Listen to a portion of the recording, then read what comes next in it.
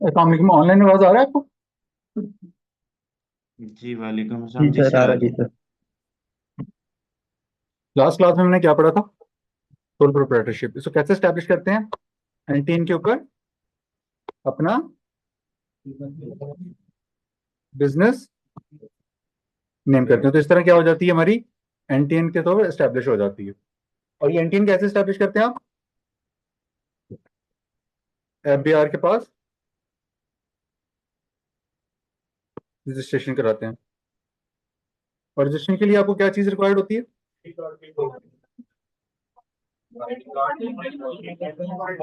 Mobile number. अच्छा।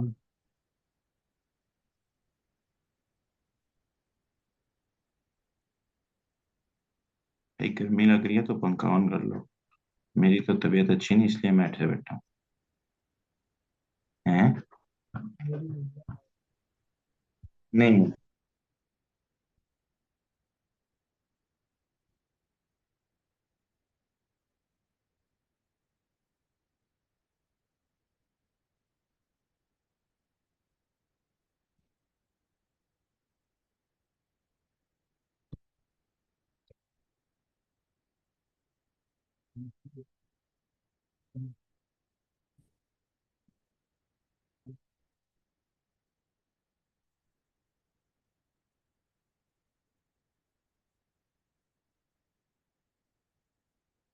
ये आपने कल सेक्शन कौन सा देखा था? कौन सा सेक्शन देखा था इसके लिए आपने?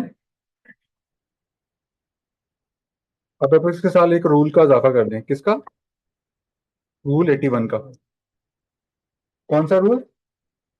इनकम टैक्स रूल 2002 का। उसमें कहते हैं कि रजिस्ट्रेशन फाइल के लिए आपको क्या क्या डॉक्यूमेंट चाहिए होते हैं। ये आपको डिटेल्स में आता है कि ई एनरोलमेंट के लिए आपको क्या चीज चाहिए और रजिस्ट्रेशन के लिए क्या क्या डॉक्यूमेंट चाहिए। तो ये कौन सा रूल आपको बताता है? 81। Rule 81 of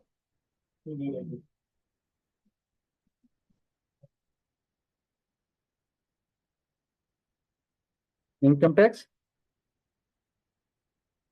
2002। अच्छा, ये इनकम टैक्स ऑर्डिनेंस रूल कहाँ से मिलेंगे आपको? एफबीआर की वेबसाइट से। किधर गया? आप एफबीआर की वेबसाइट पे जाएंगे, वहां पे लिखेंगे fbr.gov.pk और स्क्रॉल करते हुए सबसे आखिर पे आ जाएंगे। कहाँ आ जाएंगे? सबसे आखिर पे। तो यहाँ पे आपको क्या मिलेंगे? Legal resources. तो यहाँ पे आपको ऑर्डिनेंस भी मिलेगा और उसके रूल्स भी मिलेंगे। तो रूल्स के लिए आपने क्या करना है? ऑर्डिनेंस के लिए ऑर्डिनेंस वाले पे टैप कर देना और पहले आप ऑर्डिनेंस पे क्लिक करेंगे तो यहाँ पे आपको इनकम टैक्स ऑर्डिनेंस मिलेगा। तो आपने ये पहले वाला जो है ना अपने पास डाउनलोड करके रख लेना है यहाँ से। ओके। इसी तरह आपको रूल्स कहाँ से मिलेंगे? ये बराबर वाले टैब से। तो ये जिस तरह रूल्स होंगे यहाँ से आपको मिलेंगे, तो आपने कौन से सेक्शन पे चले जाना है उस पर? कौन से सेक्शन रूल पे चले जाना है? 81। तो इससे आगे बढ़ेंगे तो टैक्स पेयर की रजिस्ट्रेशन के लिए आपको कौन कौन से डॉक्यूमेंट चाहिए वो आपको वहां पे लिखे हुए हैं। कहाँ पे लिखे हुए हैं? रूल 81 में। और नतीजतन आपके पास क्या होना चाहिए? सीएनएसई की कॉपी। दूसरा मोबाइल नंबर। और तीसरा ईमेल आईडी। और मोबाइल नंबर की खास बात क्या है? कि आपके सीएनसी के अगेंस्ट रजिस्टर्ड हो। एक बंदे का एनटीएन बना हुआ है या नहीं बना हुआ कहाँ देखेंगे? irs.fbr.gov.pk।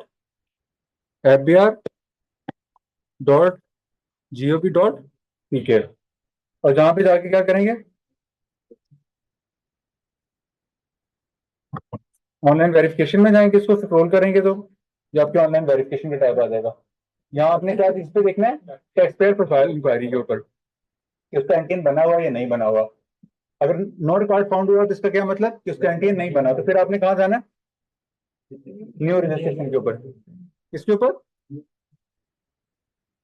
इस पे कब जाना है? जब नो नो रिकॉर्ड जब तक फाउंड। कोई रिकॉर्ड फाउंड नहीं होगा। और जबकि हमारे पास ईमेल आईडी या और मोबाइल नंबर के आगे क्या लिखा हुआ है, स्टेरेक्स स्टेरेक्स है। इस सूरत में आपने किस पे जाना है, ई एनरोलमेंट में। यहाँ तक ओके। क्योंकि उन्होंने आपको कंपल्सरी रजिस्टर कर लिया होता है, लेकिन आपके पास ये मोबाइल नंबर या ईमेल आईडी आप उनके पास नहीं होता। इसलिए आप क्या करते हैं, अपने ईमेल आईडी के थे, और ये अब आपको कल देखा था, लेकिन एनरोलमेंट में जाते तो ये दो चीजें मांगता है वो आपसे, एड्रेस वगैरह डिटेल्स नहीं मांगता। और जब आपका एनटीएन बन जाएगा तो फिर आपने देखना है, एनटीएन बन जाएगा फिर आप क्या करेंगे, बिजनेस नेम ऐड करेंगे। बिजनेस नेम ऐड करने के लिए कैसे जाएंगे, सबसे पहले कहाँ जाएंगे, लॉग इन करके रजिस्ट्रेशन वाले टैब में जाएंगे, और वहां से क्या सिलेक्ट करेंगे, 181 का मॉडिफिकेशन वाला फॉर्म।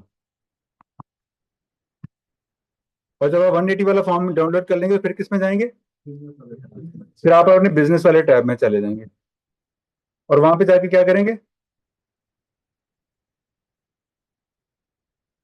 प्लस के साइन से आप बिजनेस नेम ऐड करेंगे। फिर क्या करेंगे, प्रिंसिपल एक्टिविटी ऐड करेंगे, और उसके साथ क्या करेंगे, एक्विजिशन डेट। और फिर क्या कर देंगे, अटैचमेंट में जाएंगे। सॉरी, इस अटैचमेंट से पहले क्या करेंगे, बिजनेस एड्रेस एंटर करेंगे। बिजनेस एड्रेस एंटर करने के बाद से क्या करेंगे, बिजनेस के साथ लिंक करेंगे,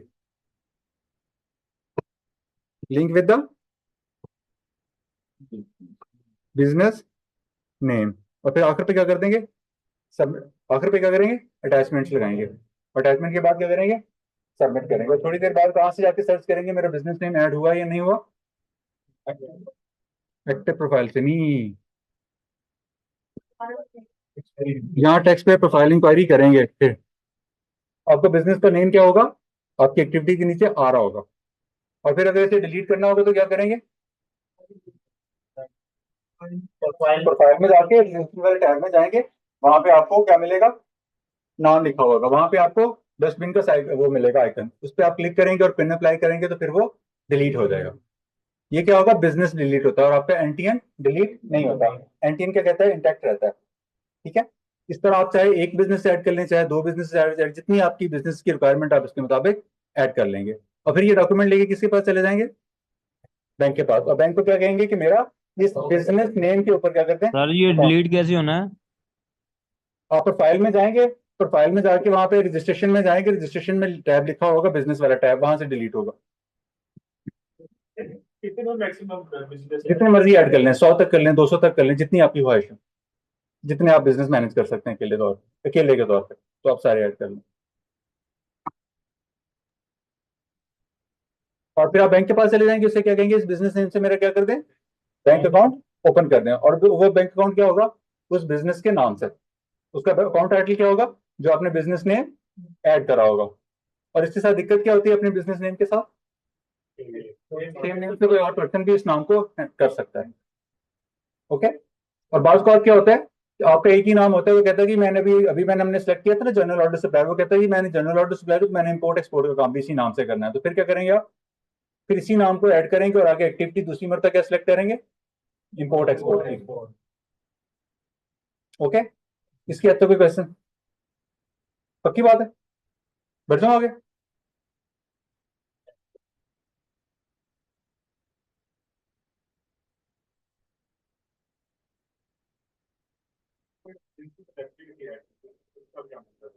क्या काम करना है आपने, काम क्या करना है आप, किस सेक्टर में, बिजनेस सेक्टर में काम करना है, जनरल ऑर्डर सप्लायर है, मैन्युफैक्चरिंग है, ट्रेडिंग है, क्या करना है आपने, कोई काम तो करेंगे ना।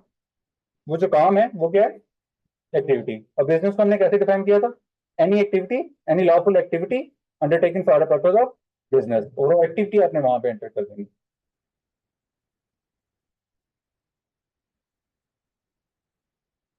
दूसरा क्या था हमारे पास, लीगल फॉर्म ऑफ बिजनेस में दूसरा क्या था हमारे पास, पार्टनरशिप। कितने लोग होते हैं पार्टनरशिप में, दो से ज्यादा कितने तक हो सकते हैं, 20 तक। 19 या 20। तो कहाँ ये तक? 2 से ज़्यादा 50 का। 2 से ज़्यादा और मैक्सिमम 20 तक। पार्टनरशिप में कितने लोग हो सकते, कितने लोग पार्टनर हो सकते हैं मैक्सिमम? अच्छा, ये बात जो है ना, ये वाली बात, ये पार्टनरशिप में नहीं लिखी हुई, ये कहाँ लिखी हुई है? कंपनीज एक्ट 2017 में भी, और उसके भी कौन से सेक्शन में? सेक्शन 9 में।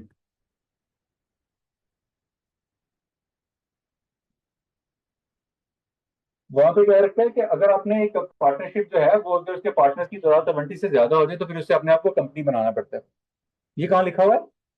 कंपनी एक्ट 2017 के सेक्शन 9 के अंदर। ये पार्टनरशिप की रिक्वायरमेंट नहीं है, ये पार्टनरशिप की रिक्वायरमेंट नहीं है, कंपनी एक्ट में लिखा हुआ है। 20 की लिमिट जो है पार्टनरशिप एक्ट में नहीं लिखी हुई, ये कहाँ लिखी हुई है? कंपनीज एक्ट में लिखी हुई है।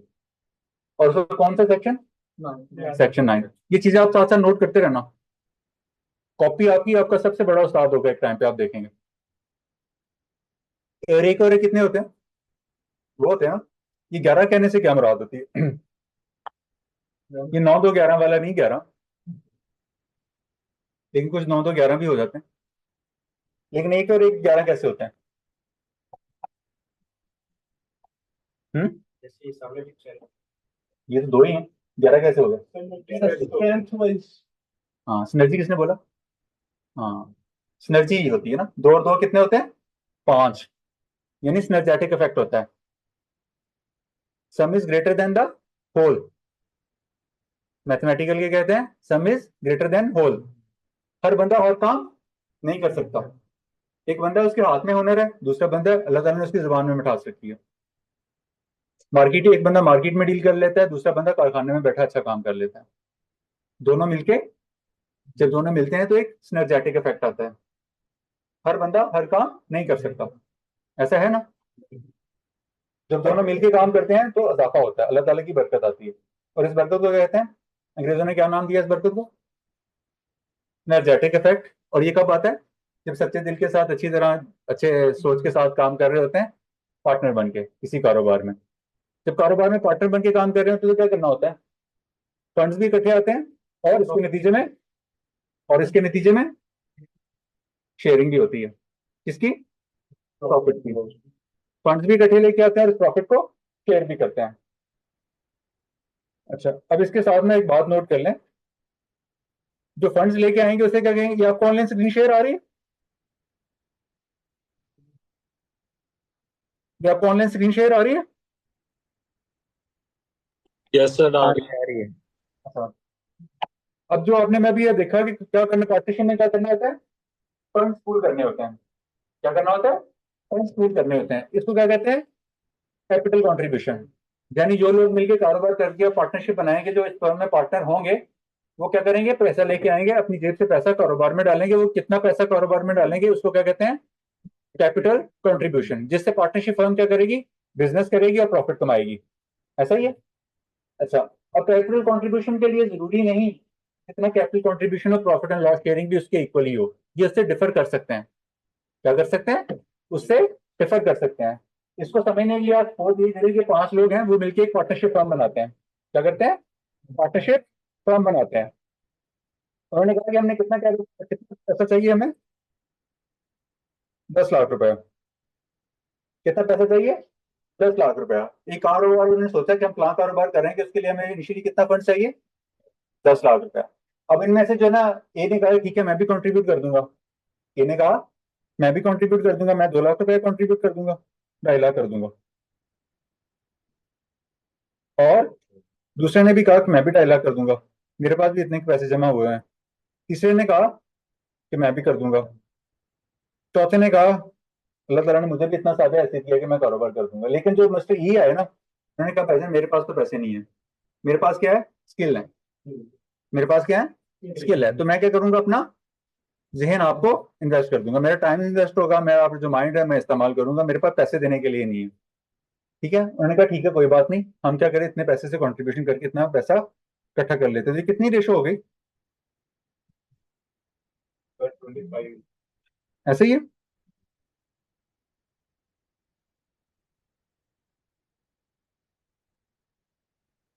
ये क्या थी?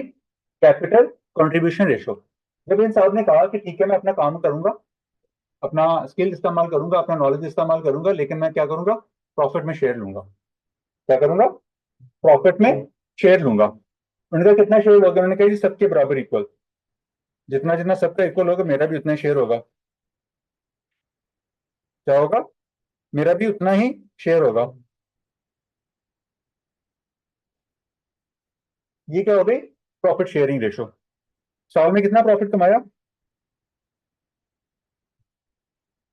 सपोज 6 लाख। 5 लाख कर लें, चलिए 6 लाख ही कर लेते हैं। तो हर एक हिस्से में कितना आया?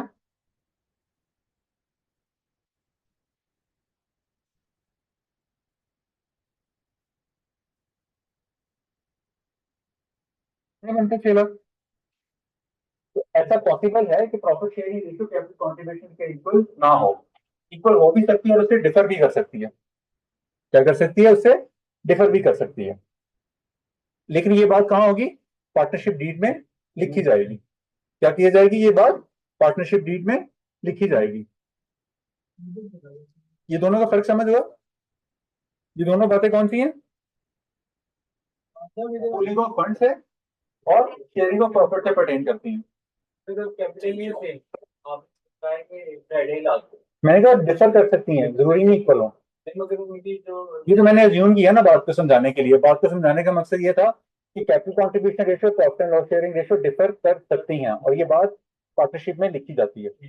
मतलब ये आपको ऐसा लगे डिफर करे तो आपने इसे कि ये नहीं कह देना ये खिलाफे कानून है, जो खिलाफे तौर है। ऐसा हो सकता है। और फिर क्या दूसरी क्या बात हो सकती है इसमें? Unlimited liability. पार्टनर की लायबिलिटी क्या होती है? अनलिमिटेड होती है। यानी अगर पार्टनरशिप के लॉसेस ज्यादा हो गए हैं और उसके बाद ज्यादा हो गए हैं उनके असासाजात से, तो क्या होंगे? पार्टनर्स के जाती असासाजात भी क्या होंगे? उन कारोबारी बात को अदा करने के लिए इस्तेमाल हो सकते हैं। इसको क्या कहते हैं? Unlimited liability of partner. इसको क्या कहते हैं? Unlimited liability of partners. और फिर इसको डील कौन करता है? Partnership act 1932। कौन डील करता है? Partnership act 1932। अच्छा, अब ये पार्टनर्स होते हैं, ये कलेक्टिवली क्या कहलाता है? पार्टनर तो ये इंडिविजुअली कहलाते हैं ना। जब ये लोग इंडिविजुअली होते हैं, इंडिविजुअली क्या कहलाते हैं? जो लोग मिलकर कारोबार करते हैं, पार्टनरशिप बनाते हैं, उन्हें क्या कहते हैं? पार्टनर। और कलेक्टिवली क्या कहते हैं? फर्म। क्या कहते हैं? कलेक्टिवली क्या कहते हैं? फर्म। अच्छा, एक बात और थोड़ी सी नोट कर लें कि पार्टनरशिप होती कितनी तरह की है? Partnership types.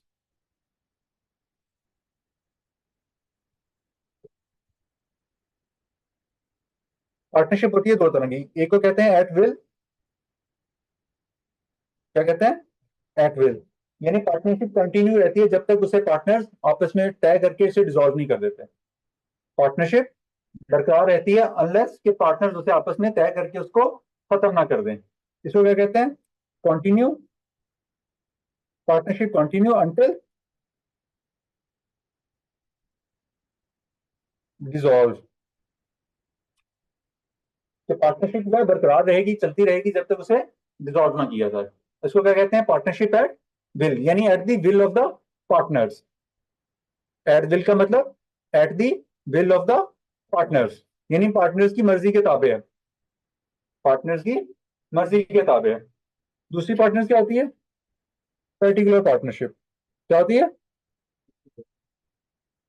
पर्टिकुलर पार्टनरशिप है। Sorry, particular partnership. ये पार्टनरशिप क्या होती है? ये की जाती है किसी पर्टिकुलर पर्टिकुलर प्रोजेक्ट को अंडरटेक करने के लिए for a specific time period. जैसे ही वो प्रोजेक्ट खत्म होता है या उसका टाइम पूरा होता है तो वो क्या हो जाती है? डिसॉल्व, अनलेस के पार्टनर्स उसे फर्दर कंटिन्यू ना करें। क्यों? जैसे ही वो पर्टिकुलर प्रोजेक्ट जिस काम के लिए पार्टनरशिप बनेगी, जैसे ही वो काम पूरा होगा जब वो वक्त गुजरेगा, जिस वक्त टाइम के लिए पार्टनरशिप बनेगी, उसके बाद क्या हो जाएगी, वो डिसॉल्व हो जाएगी, अनलेस के पार्टनर उसे फर्दर कंटिन्यू कर लें, तो फिर वो क्या करेगी, आगे कंटिन्यू रहेगी जब तक उसे डिसॉल्व ना कर ले। इन दोनों पार्टनरशिप को क्या कहते हैं, एक को कहते हैं पार्टनरशिप एट विल, दूसरे को क्या कहते हैं पर्टिकुलर पार्टनरशिप। और ये दोनों पार्टनरशिप कहाँ लिखी जाती है, जब आप पार्टनरशिप डीड ड्राफ्ट करते हो उसमें ये बात लिखी जाती है। सर ये पहली वाली समझाना, एट विल वाली समझ नहीं आया थोड़ा। विल का मतलब जो पार्टनर्स की मर्जी के ताबे है, कितनी देर तक वो पार्टनरशिप रहेगी, जब तक पार्टनर्स की मर्जी है। सही। जी उसमें एक पार्टनर जाता है, एंटर एग्जिट, इंडक्शन होना एग्जिट होना वो पॉसिबल है जी, पॉसिबल है। जाहिर है कोई सही। सारी उम्र तो नहीं रहता ना। सही। सर मतलब इसमें कभी भी तोड़ सकते हैं और कभी भी कंटिन्यू अगर करना चाहें तो कर सकते हैं, इस तरह ही है। जी ऐसे ही है। ठीक। अच्छा कल हमने बिजनेस कितनी तरह के पढ़े थे, कितनी तरह के पढ़े थे, एक क्या था, मैन्युफैक्चरिंग, एक सर्विसिंग। दूसरा क्या था, ट्रेडर। ट्रेडिंग, तीसरा क्या था, सर्विसेज। ये क्या टर्म है, जनरली इस्तेमाल की जाती हैं, क्या कहते हैं इनको, बिजनेस की टाइप, इट्स नेचर, के कारोबार और इट्स नेचर कितनी तरह के होते हैं। अब ना कुछ आपको टर्म मिलेंगी, किसकी, लेबर लॉस की, किसकी, लेबर लॉस अस्सलाम की। वालेकुम सर। सर अगर पार्टनर अभी फर्म रुक के जाए, रुक बिहाफ जाए, पे कोई रुक जाए, रुक जाए, अनलॉफुल रुक एक्ट जाए, करे। रुक जाए, रुक जाए, रुक जाए, रुक जाए, रुक जाए। लेबर लॉस के मुताबिक आपको कुछ टर्म मिलेंगी, क्या मिलेंगी, टर्म्स मिलेंगी। एक आपको टर्म मिलेंगी, एक को कहते हैं इंडस्ट्रियल अंडरटेकिंग, इंडस्ट्रियल एस्टेब्लिशमेंट, और दूसरे को क्या कहते हैं, कमर्शियल एस्टेब्लिशमेंट। ये जो मैन्युफैक्चरिंग बिजनेसेस होते हैं, इन्हें लेबर टैक्स की लेबर लॉस की जुबान में क्या कहते हैं, इंडस्ट्रियल एस्टेब्लिशमेंट। क्या कहते हैं, एस्टेब्लिशमेंट। किसको कहते हैं, मैन्युफैक्चरिंग को। क्या कहते हैं इसको, लेबर लॉस की जुबान में क्या कहते हैं, किसको, मैन्युफैक्चरिंग बिजनेस को क्या कहते हैं, लेबर लॉस की जुबान में इंडस्ट्रियल एस्टेब्लिशमेंट। और ये जो सर्विसेज वाले और जो ट्रेडिंग वाले होते हैं, इन्हें क्या कहते हैं, कमर्शियल एस्टेब्लिशमेंट। क्या कहते हैं, कमर्शियल एस्टेब्लिशमेंट। किसकी जुबान में, लेबर लॉस की जुबान में।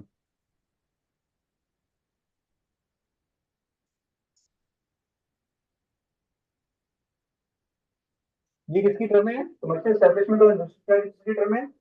और ये क्या मतलब होता है कि कोई भी कारोबार जो मैन्युफैक्चरिंग होगा उसे इंडस्ट्रियल की जुबान में क्या कहेंगे, ट्रेडिंग, सर्विसेज को क्या कहेंगे, कमर्शियल एस्टेब्लिशमेंट। जी अब आप बताएं, आपका क्वेश्चन बंद है, बंद। पार्टनरशिप में मैक्सिमम कितने पार्टनर हो सकते हैं? मैक्सिमम 20 बोला था मैंने। जी ठीक है, दो बता रहे हैं। कम से कम दो होते हैं ना, जी कम से कम दो होंगे ना। जी सर अगर कोई सीए फॉर्म है या रुक जाए, रुक जाए, रुक जाए, रुक जाए। लॉ फॉर्म है तो तो अभी रुक जाए एक मिनट, मैं फिजिकल क्वेश्चन लेना, मैं आपकी तरफ आता हूँ, प्लीज एक मिनट रुक जाए जी। पार्टनर इंडिविजुअली और फर्म कलेक्टिवली सब जब है पार्टनर के दो से अंदर तो वो इंडिविजुअली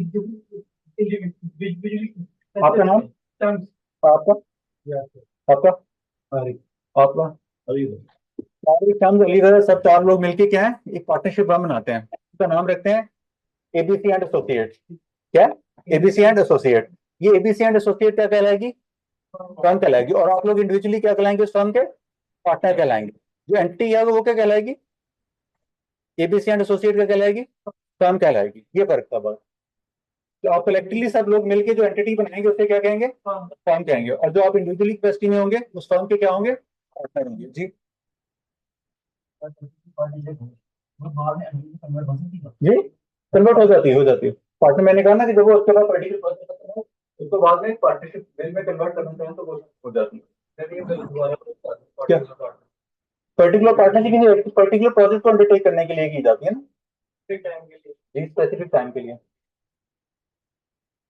जी अब ऑनलाइन बात कीजिएगा, क्वेश्चन था आपका।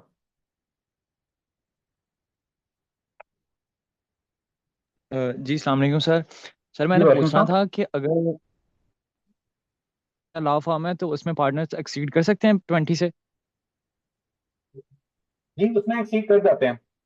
अच्छा कुछ कुछ बिजनेसेस ऐसे हैं जिनके अपने लॉ हैं, कुछ उनके अपने लॉ ने मना किया हुआ कि ठीक ये है, बिजनेसेस जो है कंपनी बना के काम नहीं कर सकते। क्या है कि वो बिजनेसेस ठीक हो गया। कंपनी बना के काम नहीं कर सकते। अगर एक चार्टर्ड अकाउंट फर्म है जिसने ICAP से लाइसेंस लिया हुआ है, उसके पार्टनर वो क्या कर सकते हैं, उन्होंने लॉ में लिखा है चार्टर्ड अकाउंटेंसी एक्ट 1961 में कि वो बिजनेस अपना किस तरह कर सकते हैं, पार्टनरशिप बना के काम कर सकते हैं, वो कंपनी बना के काम नहीं कर सकते। उनकी पार्टनर्स की तादाद अगर 20 से ज्यादा भी हो जाए तो वो खिलाफ कानून बात नहीं है।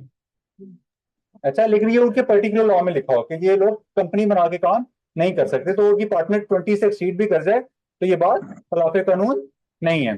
लेकिन ये बात उनके पर्टिकुलर लॉ में लिखी होनी चाहिए। जी ओके। Okay sir, okay. जी, और ये फंसी हो रहमान साहब। नहीं नहीं सर, कोई क्वेश्चन नहीं है। अच्छा जी, और पार्टनर्स को थोड़ा सा गड़बड़ करते मैंने कहा ना एक एंटिटी बनेगी ना, उसका नाम रखेंगे, उस एंटिटी को क्या कहेंगे, फर्म कहेंगे। इन चारों लोगों ने मिलकर बनाई ABC एंड एसोसिएट। हैं, वो भी जगह होती है पार्टनरशिप की। मैंने तो AP का नाम ही नहीं लिया, मैं तो अभी पार्टनरशिप तो आप इनकम टैक्स की टर्म इस्तेमाल कर रहे हैं, मैंने इनकम टैक्स की टर्म ही नहीं इस्तेमाल करी। ये चारों लोग मिलकर जो एंटिटी बनाएंगे उसे क्या कहेंगे, फर्म कहेंगे ना। और एक कलेक्टिवली पार्टनर, चारों पार्टनर्स है ना, और ये पार्टनर इंडिविजुअली क्या कहलाएंगे, उस फर्म में पार्टनर। जी दो बंदे ने मिलकर एक फर्म बनाई है जी, और उनमें से एक बंदा जो है वो छोड़ गया, क्या वो फर्म रह सकती है? बात करते हैं। तो एक बंदा रह गया ना, तो एक बंदे की तो पार्टनरशिप फर्म नहीं, तो कम से कम 2 लोग होना, फिर एक नया बंदा पार्टनर इंडक्ट करना पड़ेगा। वो तो पहले जी सोल प्रोप्राइटरशिप तो अलग एस्टैब्लिश होगी ना, उसको तो कोई लॉ ही नहीं डील करता ना। जी एग्रीमेंट में भी बताता हूँ जी। और के बाद लोगों सा ठीक है। उनके जो बार काउंसिल के रूल्स है 73 के, पार्टनरशिप प्रैक्टिसिंग जो एक्ट है उसके मुताबिक लिखा हुआ है जी। बिजनेस नेचर को आपने लेबर लॉज में लिंक किया है कि इसका यूज वहां पे इन टर्म्स के साथ किया जाए। इनको ये कहते हैं, ये हमें यही है इसका हमारे लिए यहाँ पे ये बात डिस्कस करने के लिए हमारे लिए इसका क्या यूज है, यानी आगे इस पे क्या अखज करना। जी बताऊंगा जी प्लीज। अगर अफज ना होता तो मैं लिखता क्यों, आगे चल के बात होती जी। जी, और ज्वाइंट वेंचर भी की बोलते हैं पार्टनरशिप को। जरूरी नहीं हो जॉइंट वेंचर पार्टनरशिप हो, जॉइंट वेंचर एक बिजनेस टर्म है, लीगल टर्म नहीं है जी। सोलर पार्टनरशिप होती है, सोल प्रोप्राइटरशिप जी, उसको आप फर्म में चेंज कर सकते हैं। बिल्कुल। इसको पार्टनरशिप फर्म ना, आपके पास 2 करने होंगे ना, सोल प्रोप्राइटरशिप का तो बाल ही सोल का क्या मतलब होता है, एक तो उसमें होता है अकेला। यहाँ पे कितने कम से कम लोग होंगे, 2 होंगे। अगर एक और उसमें साथ तो फिर वो सोल प्रोप्राइटरशिप रही ही नहीं। अगर उसमें 2 आगे तो सोल प्रोप्राइटरशिप तो ना हुई ना। सोल तो का सर मतलब ही अगर कोई अकेला काम पार्टनर कर रहा है, अनलॉफुल ठीक है ना। सर, चेंज क्यों करना, आप एक नई एंटिटी में शिफ्ट हो जाते हैं ना, चेंज क्या करना। आप कहते हैं कि सोल प्रोप्राइटरशिप में अकेला बंदा काम करता हूँ, मेरी जेब मेरा पैसा मेरे फैसले, मैं सब कुछ काम कर रहा हूँ। जब आप किसी को साथ में ला लेंगे तो फिर पार्टनरशिप हो जाएगी, सोल प्रोप्राइटरशिप तो नहीं रहेगी ना वो। अभी आप अकेले हैं, जब आपकी शादी हो जाएगी फिर आप क्या कहलाएंगे, मियाँ बीवी, तो फिर आप पार्टनरशिप में एंटर हो जाएंगे ना। सर एक सवाल ये था। सर जैसे आपने बोला अगर 21 से एक्सीड कर जाते हैं, फॉर आप एग्जाम्पल ऐसे मैं वो एक नहीं फर्म कहलाएंगे, खोलता हूँ, ऐसे अगर ही है वो ना। 20 से एक्सीड कर जाते हैं फॉर एग्जाम्पल, तो आपने बोला वो फर्म नहीं क्या रहती, मतलब वो एक पार्टनरशिप नहीं रहती 21 से अबव कर दें। फिर आपने एक दफा बोला कि ये अलाउ भी है, ये क्या है, मतलब ये समझ नहीं आया। ये एक्सेप्शन है, एक जनरल रूल होता है ना, रूल की एक एक्सेप्शन होती है। मिसाल के तौर जी पे जी। जब कानून में कि ये जो ना, जब इशारे पे लाल बत्ती होगी तो आप क्रॉस नहीं करेंगे, लेकिन क्या होगा जी फिर जब एम्बुलेंस आ जाएगी तो लाल बत्ती को क्रॉस भी कर जाएगी। वो क्या होती है, एम्बुलेंस के मुताबिक जो रूल है वो क्या होता है, एक्सेप्शन होता है। ये जो चेंज मैं होता है 20 बिल्कुल। एक्सेप्शन बोली थी कि एक पर्टिकुलर लॉ में बात लिखी हुई होगी कि अगर एक पार्टनरशिप के पर्टिकुलर लॉ में लिखा होगा ये बिजनेसेस जो है ये कंपनी बना के काम नहीं कर सकते, तो वो क्या करेंगे, जी सिर्फ पार्टनरशिप बना के काम कर सकते हैं। अगर उनके ऐसी पार्टनरशिप में जिनके कानून में लिखा होगा ये पार्टनरशिप बना के ही काम कर सकते हैं, कंपनी बना के काम नहीं कर सकती, तो उसमें पार्टनर्स की तादाद 20 से एक्सीड भी कर जाए तो वो बात खिलाफ कानून नहीं होगी। सही है सर, सही। ओके। सर एक अनडिवाइडेड हिंदू फैमिली मैंने वो पढ़ा था कि वो भी। खत्म हो चुका है, ये इनकम टैक्स की बातें अभी नहीं करें, ठीक है हम सर। पार्टनरशिप की बातें करें। वो इंडिविजुअल कंसेप्ट अभी तक ऑब्सोलीट हो चुका है लॉ में वैसे। Okay sir.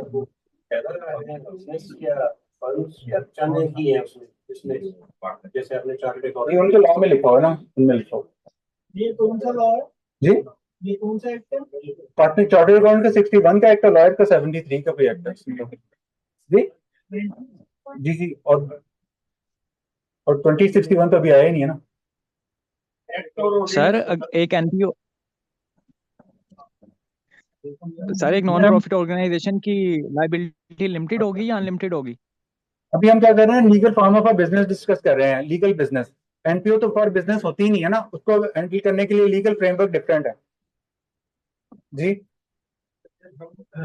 Sole proprietor partnership में चले जाते हैं, रिटर्न कौन सी फाइल होगी? ईओपी की रिटर्न फाइल होगी उसके लिए। अभी तो हम रिटर्न की बातें अभी ना करें, जब उसका वक्त आएगा ना तब आपको बता दूंगा। एक्ट और ऑर्डिनेंस क्या एक्ट ऑर्डिनेंस क्या होता है? कानून साजी करने का एक तरीका होता है। क्या होता है? कानून साजी का एक तरीका होता है। जब पार्लियामेंट को किसी की सूरत में इमरजेंसी होगी, किसी कानून लाने की इमरजेंसी होगी, तो उस सूरत में क्या करता है प्रेसिडेंट जो होता है वो क्या करता है, कानून साजी करने के लिए ऑर्डिनेंस प्रोमलगेट करता है। जब कानून साजी की फौरी जरूरत होती है उसके लिए क्या करता है, ऑर्डिनेंस जारी कर देता है। उसको क्या कहते हैं, कानून को ऑर्डिनेंस के थ्रू आया। जब असेंबली इन सेशन नहीं होती, किसी कानून की जरूरत पड़ती है और उसको फौरी तौर जरूरत पड़ती है, उसको पूरा करने के लिए क्या करता है प्रेसिडेंट, एक ऑर्डिनेंस जारी करता है। ये प्रेसिडेंट का इख्तियार। उसको बनाया हुआ कानून को, उसको प्रोमलगेट किए हुए कानून को क्या कहेंगे, ऑर्डिनेंस। ये कब होता है, जब असेंबली इन सेशन नहीं होती। जब इन असेंबली इन सेशन होती है तब कानून साजी की जाए तो वो क्या होता है, एक्ट होता है। ऐसा कानून जो कि असेंबली ने बनाया हो उसे क्या कहते हैं, एक्ट। वो कानून जो कि प्रेसिडेंट ने प्रोमलगेट किया हो जब असेंबली इन सेशन नहीं होती, उसको क्या कहते हैं, ऑर्डिनेंस। और ऑर्डिनेंस क्या होता है, एक महदूद मुद्दत के लिए होता है। 120 दिन के लिए होता है फेडरल, जो प्रेसिडेंट करता है ना 120 दिन के लिए होता है। अगर वो 120 दिन के बाद उसे फर्दर 120 दिन के लिए दोबारा जारी नहीं किया जाता तो वो खत्म हो जाता है ऑटोमेटिकली।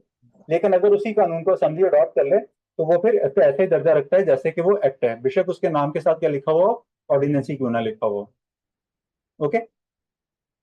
सोल प्रोप्राइटरशिप कैसे बनाई थी हमने, सोल प्रोप्राइटरशिप कैसे जन्म हुआ था उसका, एनटीएन से। एनटीएन बनाया था और उसके ऊपर बिजनेस नेम ऐड किया था। पार्टनरशिप का जन्म कैसे होगा, पार्टनरशिप डीड से, पार्टनरशिप एग्रीमेंट से। किससे, एग्रीमेंट से। एग्रीमेंट पार्टनरशिप, एग्रीमेंट और उसको क्या कहेंगे, पार्टनरशिप पार्टनरशिप डीड। डीड।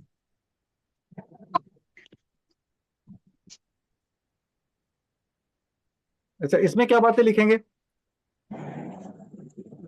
इसमें हम लिखेंगे ये पार्टनरशिप कब मार्ज वजूद में आएगी। सर काइंडली जी बताइए, पार्टनरशिप में क्या बातें सर लिखेंगे क्लास के पार्टनरशिप। एंड पे काइंडली अपना नंबर शेयर जरूर कर दीजिएगा ग्रुप में। ओके।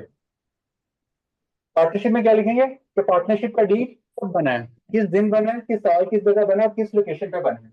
तो पार्टनरशिप डीड को आपके साथ शेयर कर दिया जाएगा। इसमें जो हाईलाइटेड एरियाज जो है ना, ये हाईलाइटेड एरियाज है ना, आप अपनी रिक्वायरमेंट के मुताबिक इसमें अमेंडमेंट कर सकते हैं। जैसे यहाँ पे सिर्फ 2 पार्टनर्स की डिटेल एंटर किया, आप इसमें 4 पार्टनर्स की डिटेल एंटर करना चाहें तो 4 की पढ़ लेंगे। लेकिन इसके मुताबिक आपको ये क्या है, हेल्प के लिए, आपकी सपोर्ट के लिए आप इसको अपनी रिक्वायरमेंट के मुताबिक मॉडिफाई कर लीजिएगा। अच्छा, फिर पार्टनर्स की डिटेल लिखी जाएगी कि पार्टनर्स का नाम क्या था, उनके फादर्स नेम का क्या नाम था, उसका एड्रेस क्या था, उसका सीएनआईसी नंबर क्या है। तो ये आपको कहाँ से चीजें मिलेंगी, पार्टनर के सीएनआईसी से। कहाँ से चीजें मिलेंगी, पार्टनर के सीएनआईसी से। जितने भी पार्टनर्स होंगे सबके बारे में आपको ये चीज लिखनी है। दो, कम से कम 2 है तो यहाँ पे 2 की डिटेल लिखी हुई है। अच्छा, फिर क्या होगा, पार्टनरशिप फर्म का नाम क्या होगा और वो अपना बिजनेस किस जगह कंडक्ट करेगी, अपना बिजनेस किस जगह कैरी आउट करेगी, वो एड्रेस लिखा होगा। फिर जो अपना बिजनेस कर रही होगी उस बिजनेस को कैसे डिफाइन करेंगे, वो कंसल्टेंसी बिजनेस होगा जो आपने बिजनेस करना है। जो भी आपने बिजनेस करना है उस बिजनेस की आपने क्या देना है, यहाँ पे लिखना है कि हम क्या बिजनेस करने वाले हैं।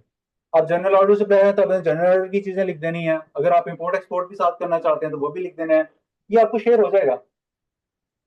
ये आपको आप अपनी रिक्वायरमेंट के मुताबिक इस बिजनेस क्लास को क्या कर लेंगे, अमेंडमेंट कर लेंगे। यहाँ पे वो बातें आनी है जो कि फर्म ने बिजनेस अंडरटेक करना है।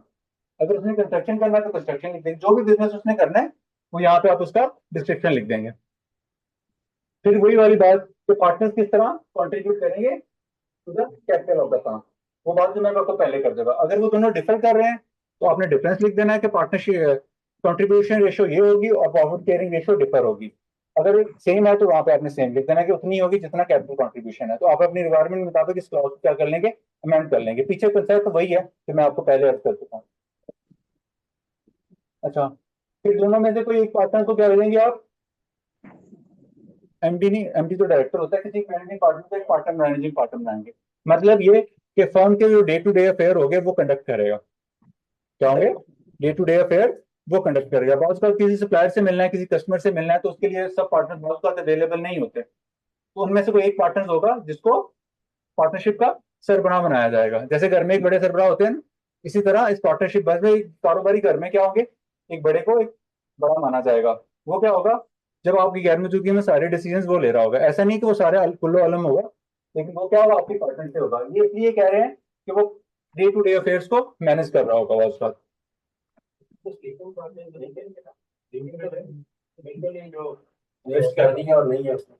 मैनेजिंग पार्टनर होगा, बाकी डे टू डे अफेयर में काम नहीं कर रहा होगा। जो भी आपकी रिक्वायरमेंट होगी आप उसके मुताबिक उसको लिख लेंगे, इसीलिए येलो हाईलाइटेड है। ये इसीलिए येलो हाईलाइटेड है कि आप अपनी रिक्वायरमेंट के मुताबिक इसको दो को अथॉरिटी देना चाहें दो को दे दें, तीन को देना चाहें तीन को दे दें। अच्छा, ये डॉक्यूमेंट में ना आपने क्लॉजेज इस तरह रखनी है कि ये एक ना फ्लेक्सिबल डॉक्यूमेंट हो, जो ऐसा डॉक्यूमेंट हो जिसके जरिए एक बैलेंस डॉक्यूमेंट हो, जिसके जरिए कारोबार करना आसान हो। क्या हो, कारोबार करना आसान हो। ऐसा नहीं इसको रिजिड बना देना कि आपको कि बैंक अकाउंट बनाया है तो पांचों के पांचों पार्टनर क्या होंगे, सिग्नेटरी होंगे, तो फिर चेक साइन होगा। फिर तो आपके सप्लायर भाग जाएंगे ना, वो कहेंगे आपका चेक प्रोसेस होने में अगर 2 महीने लगते हैं तो हमारा तो नहीं, हम तो नहीं इतना वेट कर सकते ना। तो आपने इस डॉक्यूमेंट को इतना ही अच्छा बनाना है कि एक बैलेंस डॉक्यूमेंट है जिसके कारोबार करने में आसानी हो, ना कि उसमें से मुश्किलात खड़ी हो। के लिए तो सर एक स्टैम्प का इस्तेमाल होता है। फिर भी आपने अपने जो पार्टनरशिप डीड में इतनी रिजिड कंडीशन नहीं लिखनी कि उसको बिजनेस को पार्टनरशिप को रन करना मुश्किल हो जाए। कहते हैं ना कि वो आप वो एक कहावत के तौर पे एचआर वाले को कहते हैं कि वो जो कि डग को इस तरह ना होल्ड करो कि वो उसका दम घुटने लगे और इतना भी ना लूज छोड़ दे कि वो आपके हाथ से निकल जाए। तो इस तरह आपने इसको एक बैलेंस डॉक्यूमेंट रखना है, इतना रिजिड नहीं बना देना कि कारोबार करना मुश्किल होता चला जाए।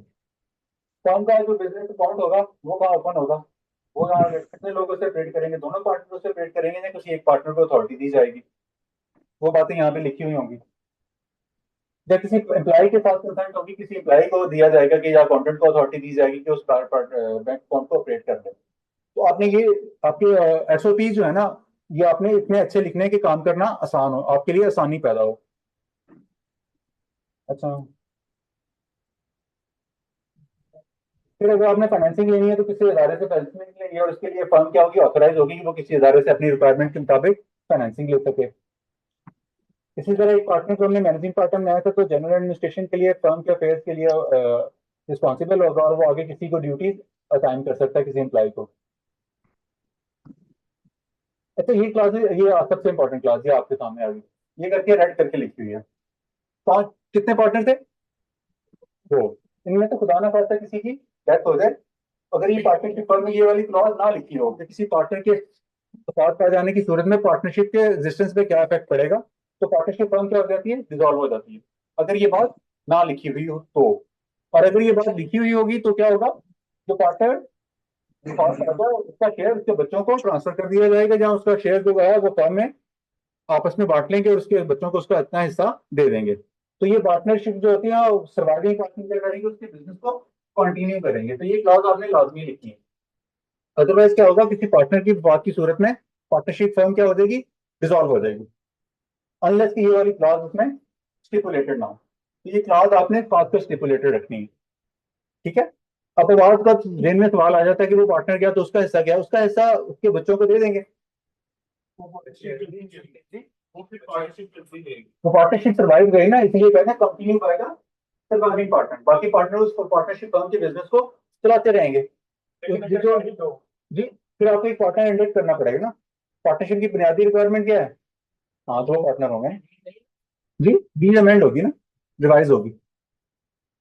बच्चे भी उनकी जगह ऐड हो सकते हैं, हो सकते हैं। तो पार्टनर्स का आपस, मैंने कहा ना ये कैसे जन्म लेती है पार्टनरशिप, पार्टनरशिप कैसे जन्म लेती है, दो बंदों से नहीं, किस वजह से पार्टनरशिप बनती है, एग्रीमेंट से।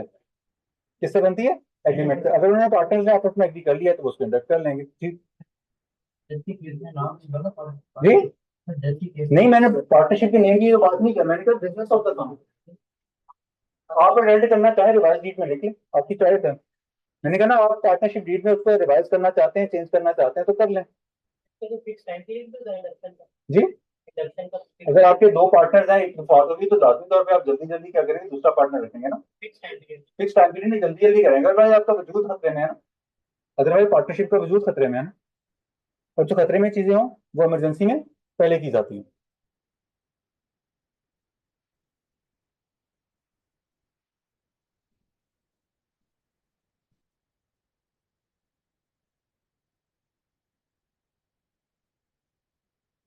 अच्छा, इसमें आखिर में एक क्लास इस तरह डिस्प्यूट लिखा जाता है कि अगर कोई पार्टनर्स के दरमियान आपस में डिस्प्यूट होता है तो उसको सालिसी से हल किया जाएगा। वो सालिस कैसे पॉइंट होगा, आर्बिट्रेशन एक्ट 1940 के मुताबिक होगा, या पार्टनर्स आपस में मिलकर किसी एक बंदे को सालिस मुकर्रर कर लेंगे।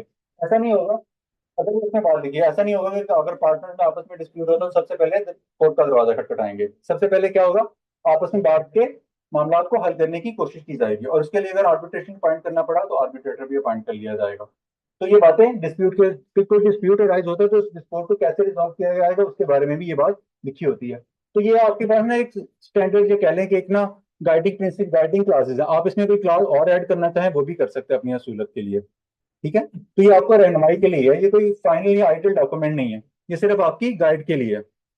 अच्छा, जब पार्टनर्स बन जाएगी तो फिर पार्टनर्स ने क्या करना है, अपने पर्टिकुलर्स लिखने हैं। ये दो लोग इसको क्या करेंगे, ये लोग मिलकर पार्टनरशिप बना रहे हैं, और इस पार्टनरशिप डीड को क्या करना है, विटनेस कराना है। वेदर टू मेल विटनेस, और अगर दो मेल, एक मेल है तो दो फीमेल विटनेसेस। ये किसकी रिक्वायरमेंट है, कानूनी शहादत ऑर्डर की रिक्वायरमेंट है कि आपने दो विटनेसेस आपके जरूरी होने चाहिए कानूनी शहादत ऑर्डर के मुताबिक।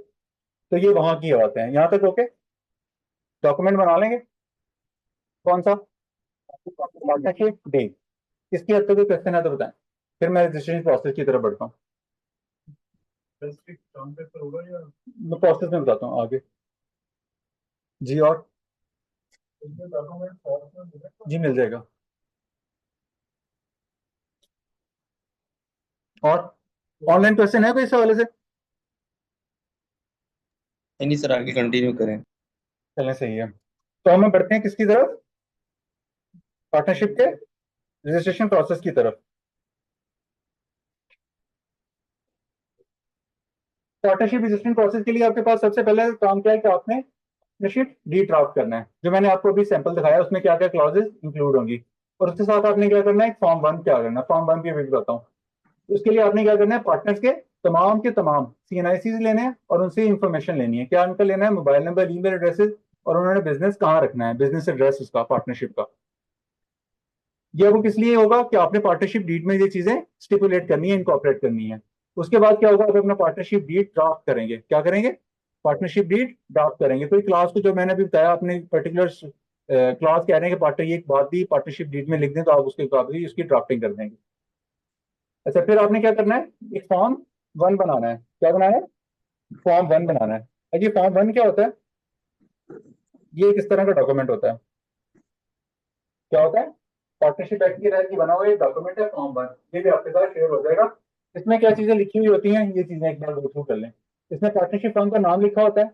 इस पार्टनरशिप फर्म को रजिस्ट्रार ऑफ फर्म के पास रजिस्टर करने के लिए कौन प्रेजेंट करेगा, उसका नाम, जिसको अभी हमने क्या कहा था, मैनेजिंग पार्टनर। कि वो फर्म के एडमिनिस्ट्रेटिव मैटर्स या day to day affair manage करने के लिए रिस्पॉन्सिबल होगा। अच्छा, जिस तरह टैक्स क्लास को रेगुलेट करने के लिए क्या है, FBR है। कंपनीज के मैटर को रेगुलेट करने के लिए क्या है, security and exchange commission of Pakistan. इस तरह पार्टनरशिप एक्ट की तरह धारा अथॉरिटी होती है रजिस्ट्रार ऑफ फर्म। इस फर्म को जो रजिस्टर करता है वो कौन होता है, रजिस्ट्रार ऑफ फर्म। उसके सामने डॉक्यूमेंट कौन प्रेजेंट करेगा, उस पार्टनर का नाम आ जाएगा। अच्छा, फिर पार्टनरशिप फर्म का नाम क्या होगा वो दोबारा यहाँ पे लिख लेंगे। सर ये ऊपर से जरा बता दीजिएगा, नेम ऑफ फाइलर का क्या मतलब, यहाँ पे क्या आएगा। जी, जो मैनेजिंग पार्टनर होगा, जो डॉक्यूमेंट प्रेजेंट करेगा रजिस्ट्रार ऑफ फर्म, तो उसका नाम आ जाएगा, एप्लीकेंट का नाम आ जाएगा, जो रजिस्ट्रेशन फाइल कर रहा है। ओके। जी, कर सकते हैं। अच्छा, फिर आप देखेंगे इसमें फिर पार्टनरशिप फर्म का नाम आ जाएगा, और यहाँ पे क्या आ जाएगा, पार्टनरशिप फर्म कहाँ बिजनेस करेगी। यही बात हमने पार्टनरशिप डीड में भी लिखी थी, address of the partnership firm. अगर उसका एक हेड ऑफिस और उसकी ब्रांचेस है, ये वाली बात, रेस्ट ऑफ द फर्म, तो वो रेस्ट ऑफ द फर्म क्या करेंगे, जो अपने पार्टनरशिप में लिखा होगा यहाँ पे लिख देंगे, और अगर उसकी ब्रांचेस नहीं है तो फिर ये आप जगह खाली छोड़ देंगे। यूजली मैं जब बनाते हैं शुरू में तो इतना बड़ा सेटअप नहीं रखते, छोटे से बड़े होते हैं ना, तो ये ब्रांचेस शुरू में नहीं बनाती, क्योंकि अपनी इनिशियल कॉस्ट को, खर्चों को कम से कम रखा जाता है और ज्यादा से ज्यादा बिजनेस पे तवज्जो दी जाती है। तो क्या होगा, आप अपना जो बिजनेस का बेस्ट प्रिंसिपल का वो जो आपने पार्टनरशिप डीड में लिखा होगा वो भी आप यहाँ पे इनकॉर्पोरेट कर देंगे। फिर क्या होगा, फिर पार्टनर्स की डिटेल आ जाएगी कि पार्टनर कौन कौन लोग पार्टनर है, और उन्होंने पार्टनरशिप फर्म को कब ज्वाइन किया, और उनके सीएनआईसी के मुताबिक उनका परमानेंट एड्रेस क्या होगा, क्या होगा उनका परमानेंट एड्रेस क्या होगा। कितने पार्टनर्स होंगे सबका लिखना है, अगर 5 पार्टनर है तो 5 का लिखना है, 6 पार्टनर है तो 6 का लिखना है, अगर 10 पार्टनर है तो एक जगह खाली पड़ी है तो आपने क्या कर देना है, इसी तरह के इसी फॉर्म की क्या करनी है, नया प्रिंट ले लेना, उसमें लिख देना है कि पहला दूसरा तीसरा, इसके बाद देना है प्लीज नेक्स्ट पेज, और उसके आगे चौथे पार्टनर की डिटेल लिख देनी है, यही वाली कि उसका नाम क्या था जो आपके सीएनआईसी के मुताबिक होगा, उसने पार्टनरशिप फर्म को कब ज्वाइन किया था, और उसका permanent address as per CNIC card के मुताबिक। तो ये चीज तमाम पार्टनर्स के लिए इसी तरह एंटर हो जाएगी। अच्छा, फिर वही होगा कि ड्यूरेशन ऑफ द फर्म क्या है, ये पार्टनरशिप एट विल है या स्पेसिफाइड पीरियड के लिए, तो ये टाइप ऑफ द पार्टनरशिप यहाँ पे आ जाएगी, जो भी मैंने आपको बताया कि एक पर्टिकुलर पार्टनरशिप होती है, एक बिल होती है। अगर एट विल है तो फिर आप यहाँ पे क्या लिख देंगे कि पार्टनरशिप कौन सी है, एट विल है, और अगर पर्टिकुलर पार्टनरशिप है तो फिर आप उसका पर्टिकुलर पार्टनरशिप या उसका फिर ड्यूरेशन लिख देंगे। सर एट विल की लिमिट क्या होती है सर, ज्यादा? तो ये होती है। अच्छा, फिर आप किस जगह पार्टनरशिप रजिस्टर कराना चाहते हैं, किस जगह पार्टनरशिप रजिस्टर कराना चाहते हैं, रजिस्ट्री का नाम लिखा जाता है, और फिर किस डेट पे ये डॉक्यूमेंट आप वहाँ पे सबमिट कराते हैं उसकी डेट लिखी जाती है, और फिर तमाम पार्टनर्स के यहाँ पे क्या होते हैं, सिग्नेचर फिक्स हो जाते हैं। तो ये आपको रहनुमाई के लिए फॉर्म में सारी चीज जो चीज फिल करनी होती है वो आपको सैंपल के तौर पे आपके पास मौजूद होगा, तो आप इससे दोबारा भी रहनुमाई ले सकते हैं। जैसे आप इस फॉर्म 1 का दूसरा फॉर्म देखेंगे बैक एंड पे, तो आपको इस तरह का फॉर्म नजर आएगा, क्या आएगा, इस तरह का फॉर्म नजर। इसमें भी कोई नई चीज नहीं लिखनी, सिर्फ और सिर्फ उन्हीं जो इन्फॉर्मेशन आपने लिखी है उसको दोबारा पुट इन कर देना है। मसलन पार्टनर का नाम क्या है, उनके फादर का नाम क्या है, उनकी एज कितनी है, उनका रिलीजन क्या है, और उनके सिग्नेचर, और फिर क्या करना है इस चीज को, और उनके डेट, और उसको क्या करना है, विटनेस कराना है। क्या कराना है, विटनेस कराना है। विटनेस कौन करेगा, नोटरी पब्लिक भी कर सकता है, लॉयर भी कर सकता है, और कोई मजिस्ट्रेट भी कर सकता है, गजटेड ऑफिसर भी करता है। तो मोस्टली क्या होता है, नोटरी पब्लिक इसे विटनेस कर रहा होता है। तो जितने नंबर ऑफ पार्टनर्स होंगे सबके बारे में ये डिटेल लिखी, पहला पार्टनर, दूसरा पार्टनर, तीसरा पार्टनर, तमाम पार्टनर के क्या होंगे, यही एरिया लिखे जाएंगे। और सबसे आखिर में क्या होगा, इसी तरह अगर आपको ये पेज कम पड़ रहा है तो आप इस पेज की क्या करें, दोबारा कॉपी करा लें और तमाम पार्टनर्स की डिटेल यहाँ पे एंटर करते चले जाएं। तो क्या होगा, आपको सारी कोई इसमें डिफरेंट वाली कोई चीज ही नहीं है। आप देखिए सारी इन्फॉर्मेशन है जो आप सीएनआईसी से लेंगे और एक जगह जाके इनकॉर्पोरेट कर देंगे। इस तरह ये आपका फॉर्म 1 बन जाएगा। इसमें कोई ऐसी टेक्निकल बात नहीं है, आपने खुद ही देखा सर कि फॉर्म 1 कहाँ से मिलेगा? जी, फॉर्म 1 कहाँ से मिलेगा? जिसको भी आपने रखा, चाहे सेकंड पार्टनर को कर लें चाहे फर्स्ट को कर लें, आपकी अपनी चॉइस है। जो पार्टनर जो सर मैं पूछ रहा हूँ ये फॉर्म कारोबार 1 में अगर मैं day-to-day पार्टनरशिप अगर बनाना चाह रहा हूँ तो ये फॉर्म 1 कहाँ से मिलता है? जी फॉर्म बस बता देता हूँ आपको मिल जाएगा, पहले आप उसे समझ लें, मिल भी जाएगा। यहाँ तक ओके।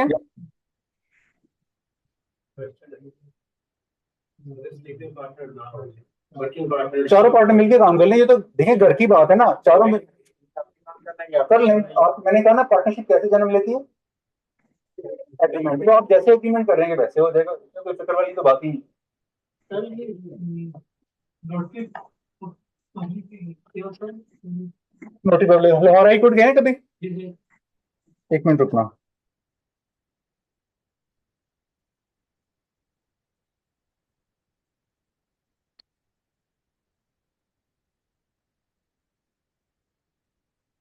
कहाँ से एंटर हुए थे लाहौर हाई कोर्ट में, कभी बढ़ सकते ही है।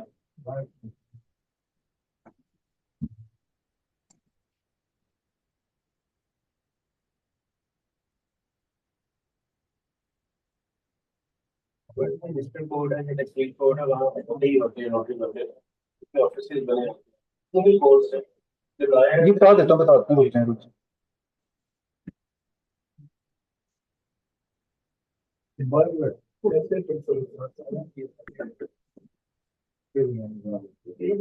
आपको नहीं स्क्रीन नजर आ रही है, जी सर, नजर आ रही है। तो हाई कोर्ट में जाएंगे ना तो वहाँ पे नोटिस पब्लिक वाले बैठे होते हैं सीजन जी सर, ये राइट साइड पे अच्छा अच्छा, ये और कमिश्नर को बोलते हैं। ओके। Okay okay.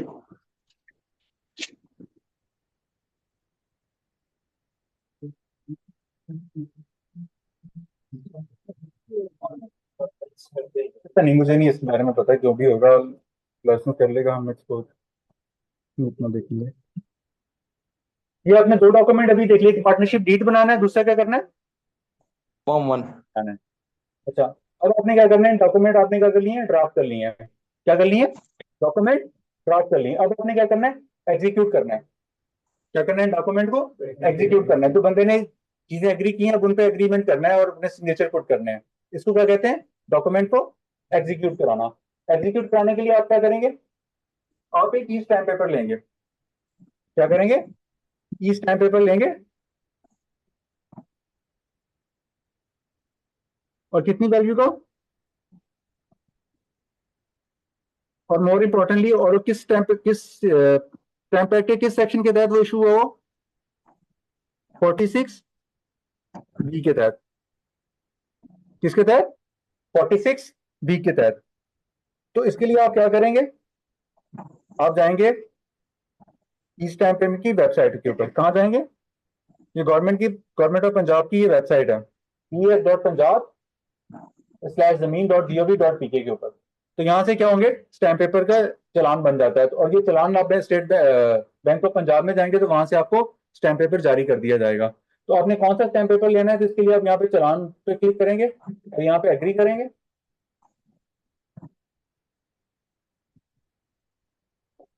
क्या होगा?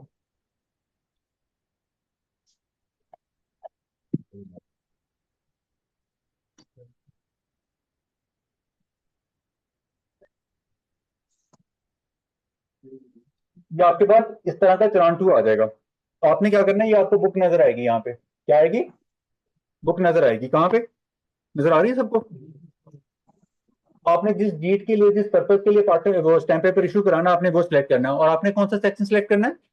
46। 46 बी बी। आप इस पे क्लिक करेंगे। किसके ऊपर? इस बुक के ऊपर। तो आपको तमाम बता देगा स्टैम्प एक्ट के कौन से सेक्शन के तहत कौन सा डॉक्यूमेंट इशू होता है और उसकी कितनी वैल्यू होती है और ये किस पर्पज के लिए इस्तेमाल होता है। तो ये आप इस तरह स्क्रॉल करते हुए कहाँ चले जाएंगे? 46 के अंदर। 46 बी के अंदर।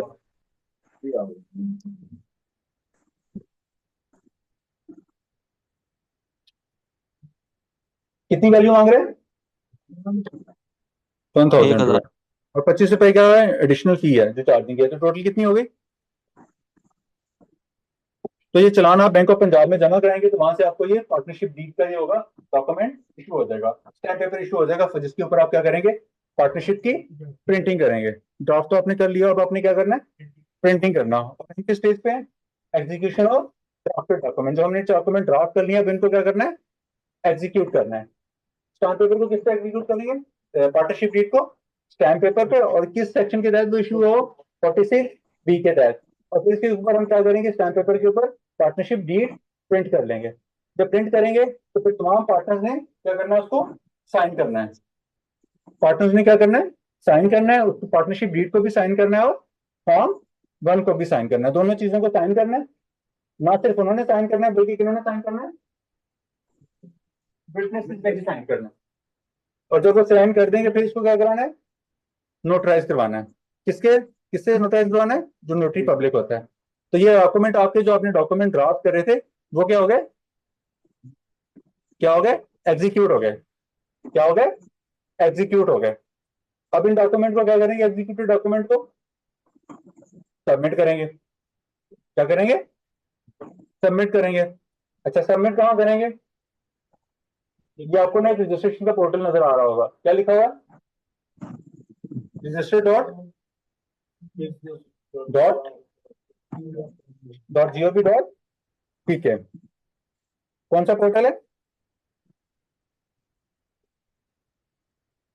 जो आपको पोर्टल नजर आ गया, यही एड्रेस लिखा हुआ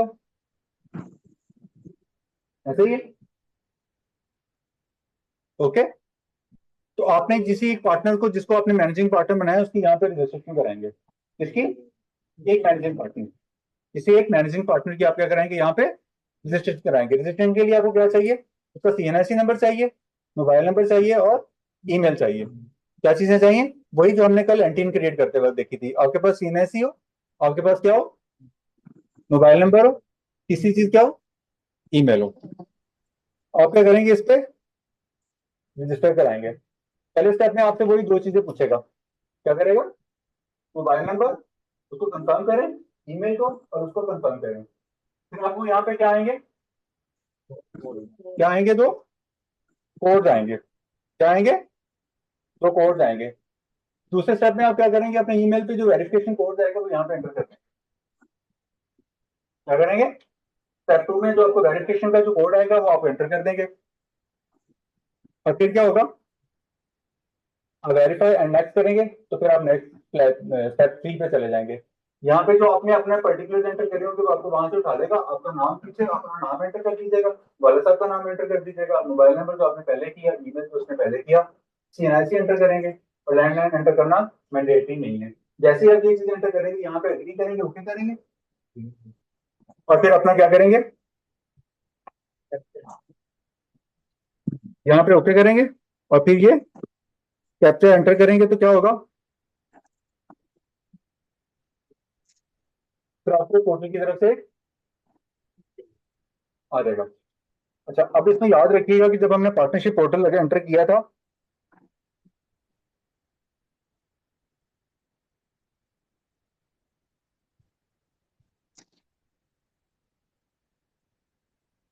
कल जब हमने एनटीएन बनाया था, कहाँ बनाया था,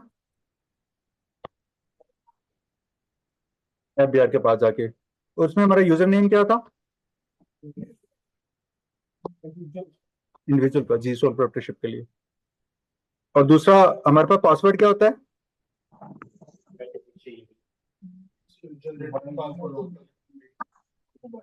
वो क्या होता है, सिस्टम जनरेटेड होता है।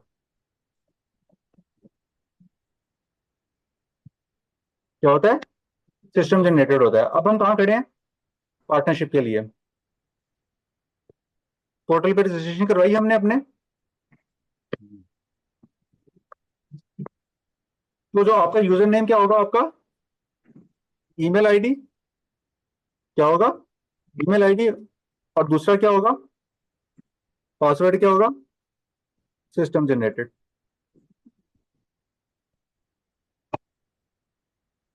ये भी क्या होगा, सिस्टम जनरेटेड। लेकिन आपका यूजर नेम क्या होगा, आपका ईमेल आईडी।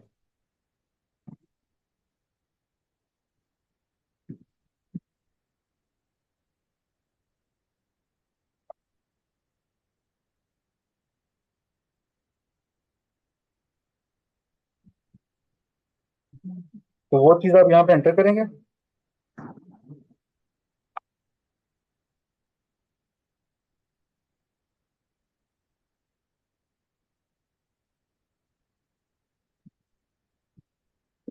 एक मिनट मुझे लिस्ट लेने दें।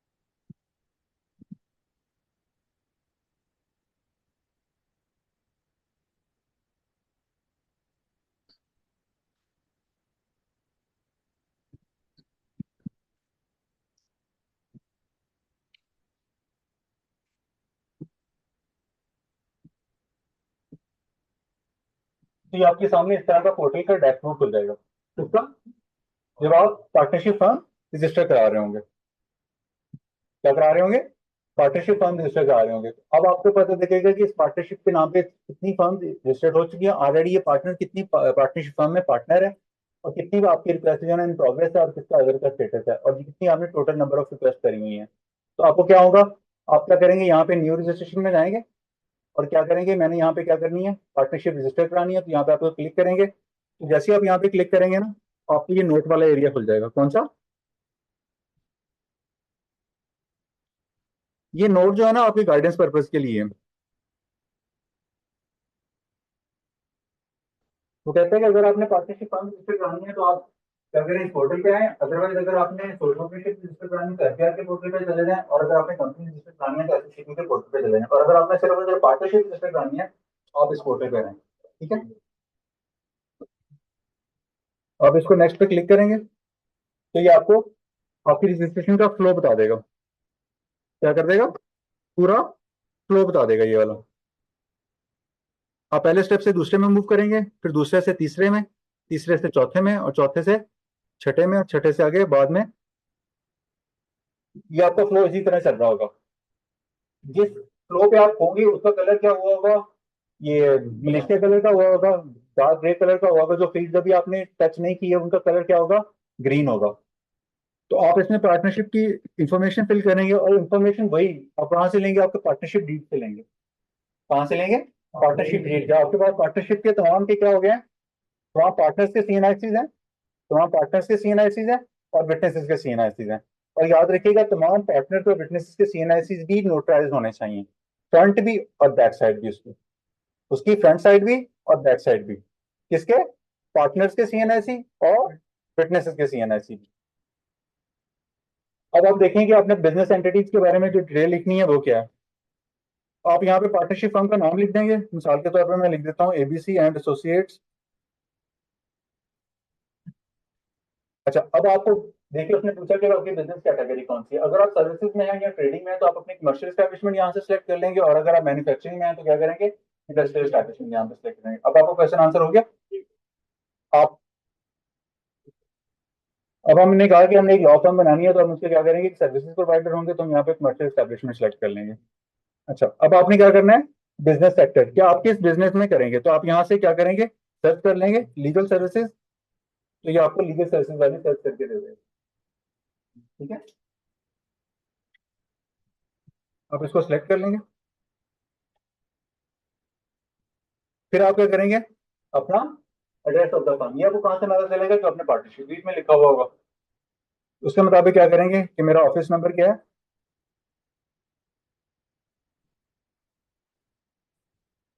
123। कहाँ पे है?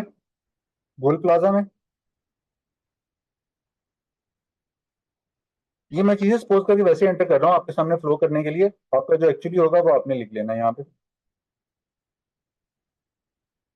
सिविक सेंटर,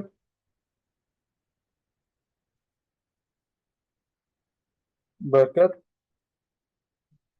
मार्केट, और फिर आपने डिस्ट्रिक्ट सेलेक्ट करना है, तो यहाँ पे आप अपना डिस्ट्रिक्ट लिखेंगे। इधर का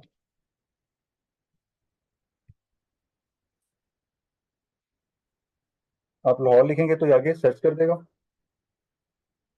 आपने यहाँ पे लाहौर सेलेक्ट कर लेना है।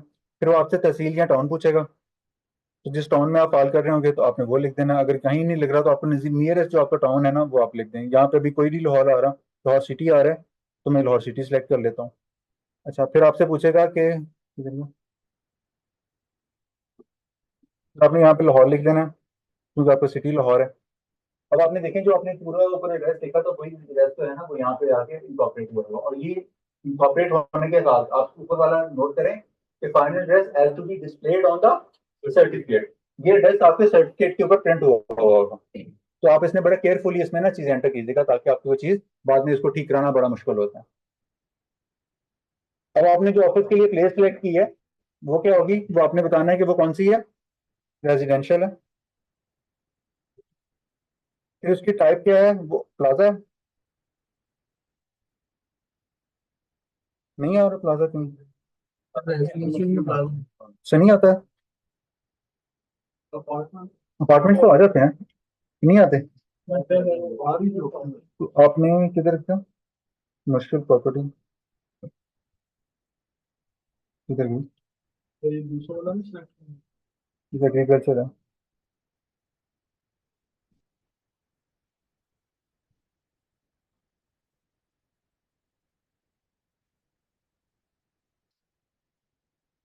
ये कमर्शियल प्रॉपर्टी नहीं भी है? रेजिडेंशियल सेलेक्ट करिए, अपार्टमेंट तो आप सिर्फ प्रॉपर्टी सेलेक्ट कर लें।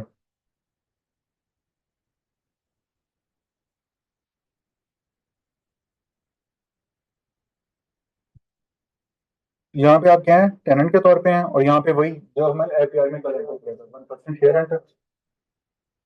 और आपने ये रेंट कब रेंट पे लिया? हमने पार्टनरशिप कब बनाई है? सपोज करें हमने बनाई है 15 अक्टूबर को, तो हमने 15 अक्टूबर को ये प्लाजा लिया था, ऑफिस रेंट पे लिया था। अब ये जो एरियाज हैं जिन पे स्टैरिक नहीं है तो इनको फिल करना मैंडेटरी नहीं है। अगर आप आसानी के अपनी कन्वीनियंस के लिए फिल करना चाहें तो कर दें, अदरवाइज ये मैंडेटरी नहीं है। जिनके साथ स्टैरिक है ना उनको फिल करना क्या है, मैंडेटरी है। जो डेट वाला कॉलम है मैंडेटरी है, और हम लोग जिस वक्त रजिस्ट्रेशन फॉर्म कर रहे होते हैं, यदि पार्टनरशिप कर रहे होते हैं, उस दिन की डेट है जो आप कह रहे हैं कि वो जब आपने ऑफिस एक्वायर किया, आप जो आपने रिक्वायर तो 1 महीना पहले भी हो सकता है, जस्ट 2 महीने 4 महीने पहले कर दो।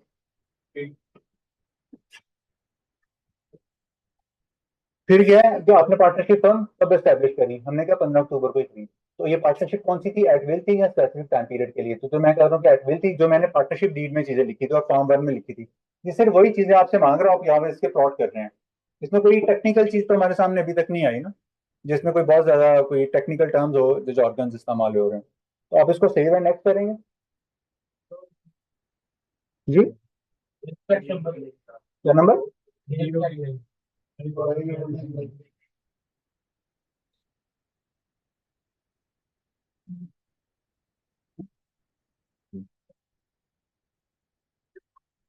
अब आपने क्या करना है, पार्टनर्स की डिटेल एंटर करनी है। पहला प्रोसेस पूरा हो गया हमारा, बिजनेस एंटिटी वाली डिटेल। अब हमने क्या करना है, पार्टनर्स की डिटेल एंटर करनी है। तो हमारे जितने लोकल पार्टनर्स हैं ना, हम उनको एंटर करेंगे, यहाँ पे क्लिक करेंगे, ये पार्टनर्स की डिटेल पूछेगा। क्या वो एडल्ट पार्टनर है? तो हम कहेंगे जी वो एडल्ट पार्टनर है। अब यहाँ पे लिखा हुआ माइनर भी, तो माइनर भी पार्टनरशिप फर्म में एज एन पार्टनर इंडक्ट हो सकता है। अगर वो आपका दूसरा पार्टनर माइनर है तो फिर आप उसकी पार्टनर वाली डिटेल एंटर कर लेंगे। ओके, हमने कहा कि हमारा पार्टनर जो है ना एडल्ट है, तो हम यहाँ पे प्रीफिक्स उसका लिखेंगे, उसका नाम,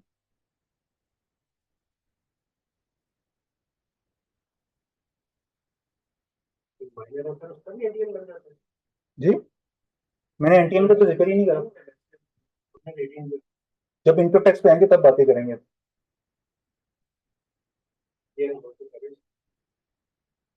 एनटीएम नहीं, जब हम इनकम टैक्स की चीजें डिटेल पढ़ेंगे ना उसके बारे में, तो सोल प्रोप्राइटरशिप बनाना सीखी थी ना, अभी तो उसके साथ इसकी कोई रेलिवेंस नहीं है ना।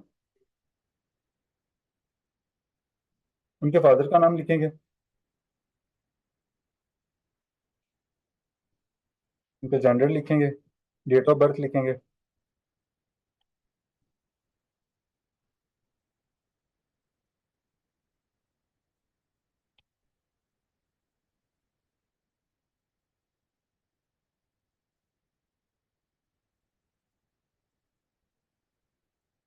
अच्छा, ये मैं अभी सपोज एंटर कर रहा हूँ, तो आपने जो उनके ओरिजिनल है ना वही एंटर कर देना।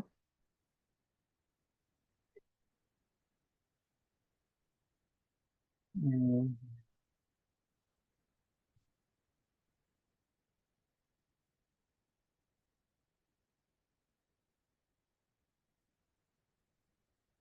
उनका सीएनआईसी कब इशू हुआ?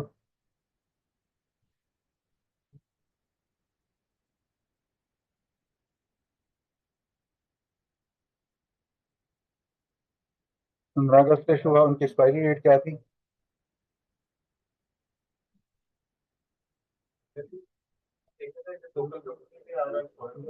जब मैं उसको बता दूंगा, अभी रुक जाए, अभी एक चीज रुकता हूँ, होना तो मैं बता देता ना।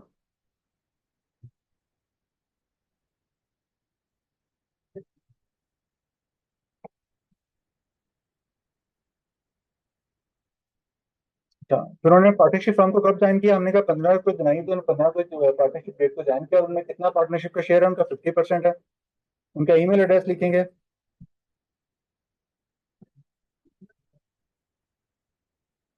क्या बातें करें आपस में, इधर देखें ना।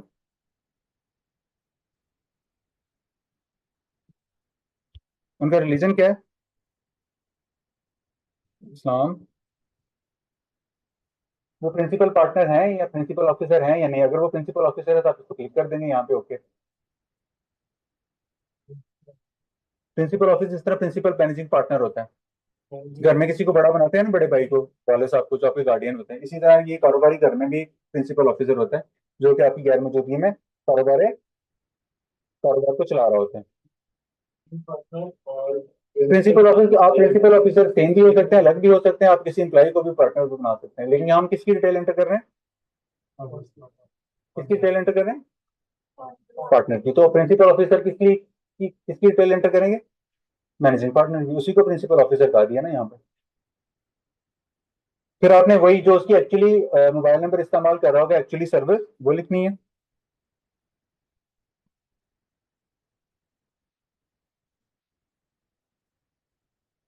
लैंडलाइन नंबर देना मैंडेटरी नहीं है, तो यहाँ पे आपको उनका घर का एड्रेस लिख देंगे।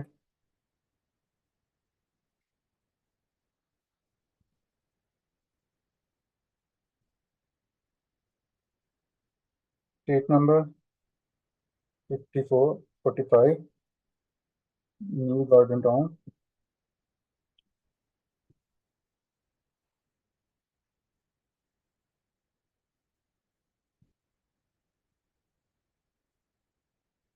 अब आप यहाँ पे उसका प्रोविंस सेलेक्ट करेंगे, पंजाब, लाहौर, यहाँ पे सिटी सेलेक्ट करेंगे, और अकॉर्डिंगली उसकी तहसील लाहौर सिटी, और यहाँ पे फिर आप दोबारा से लाहौर सिटी सेलेक्ट करेंगे।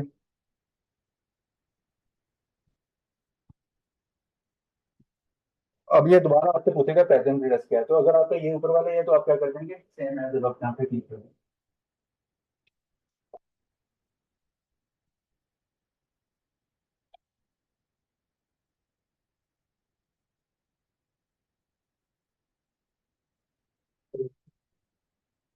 यहाँ पे फिर यहाँ पे कमर्शियल प्रॉपर्टी दे रहा है, तो वहां पे फिर वो प्रॉपर्टी दे रहा है, तो ये सिस्टम एरर हो सकता है।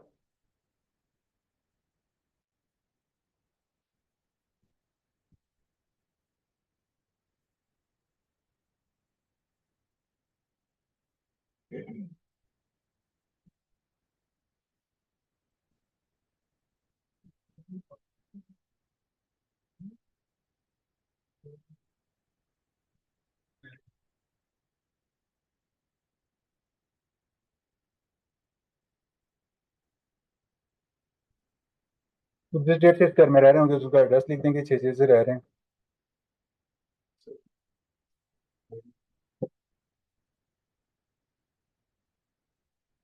अब उन्होंने पूछा है इसका परमानेंट एड्रेस, उन्होंने ऊपर लिख दिया। अब ये प्लेस ऑफ, ये दोबारा पूछ रहा है।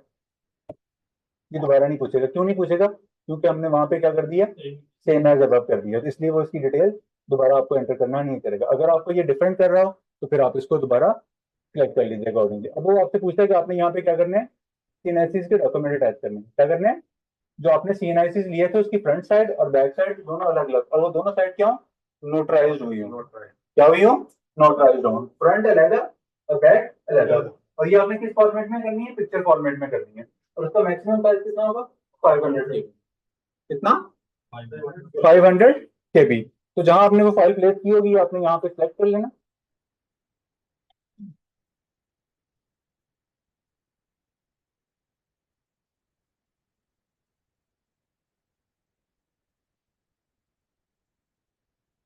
कौन सा एरिया रह गया?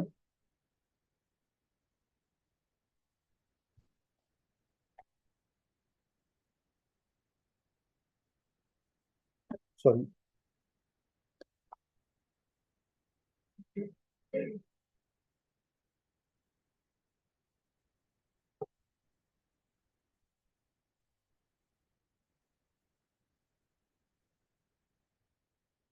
तो आपने जो भी अटैचमेंट आपकी रखी होगी आपने यहाँ पे उसको अटैच कर देना।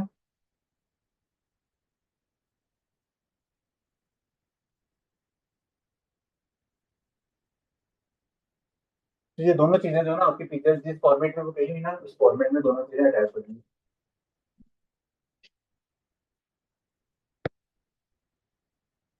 अब एक पार्टनर की डिटेल एंटर हो गई। अब वो क्या कह रहा है आपसे कि आप दूसरे पार्टनर की डिटेल एंटर करें। Please enter the business partner detail. कोई चीज मिसिंग है?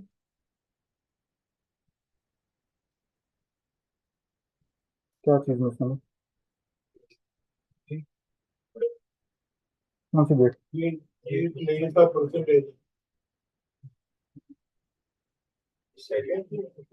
ये जो टाइप ऑफ प्लेस है ना, परमानेंट एड्रेस वाली है, तो सेम एज वर्क कर दिया ना, स्टैटिक तो है, लेकिन वो एंटर करना इजाजत नहीं देता।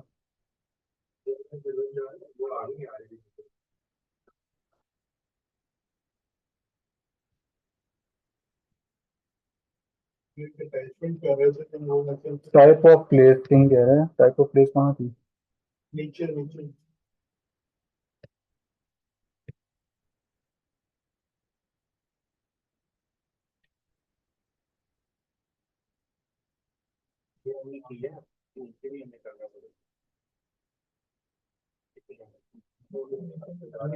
यहाँ मुझे ओनरशिप किधर?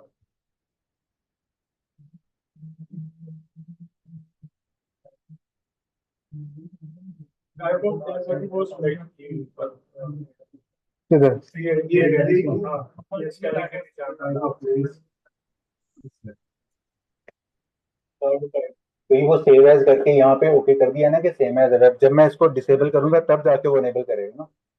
इसके लिए तो मैं इसको सेव एज कह रहा हूँ कि मेरा परमानेंट एड्रेस और दोनों एड्रेस सेम है। यहाँ फाइल को यहाँ पे अटैच करो, दोनों सेलेक्ट करी थी।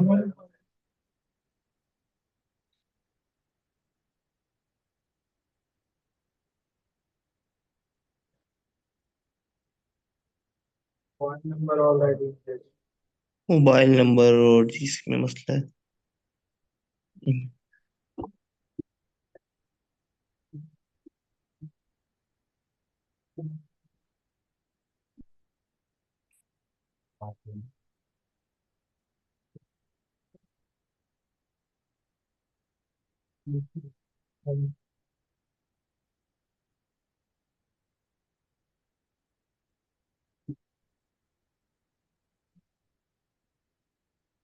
ये देखें, जब आप सारी डिटेल एंटर करेंगे तो क्या कहेगा, सक्सेसफुली सेव। तो जो आपने पार्टनर्स की डिटेल एंटर करी होगी वो आपको यहाँ पे नीचे मिल जाएगी।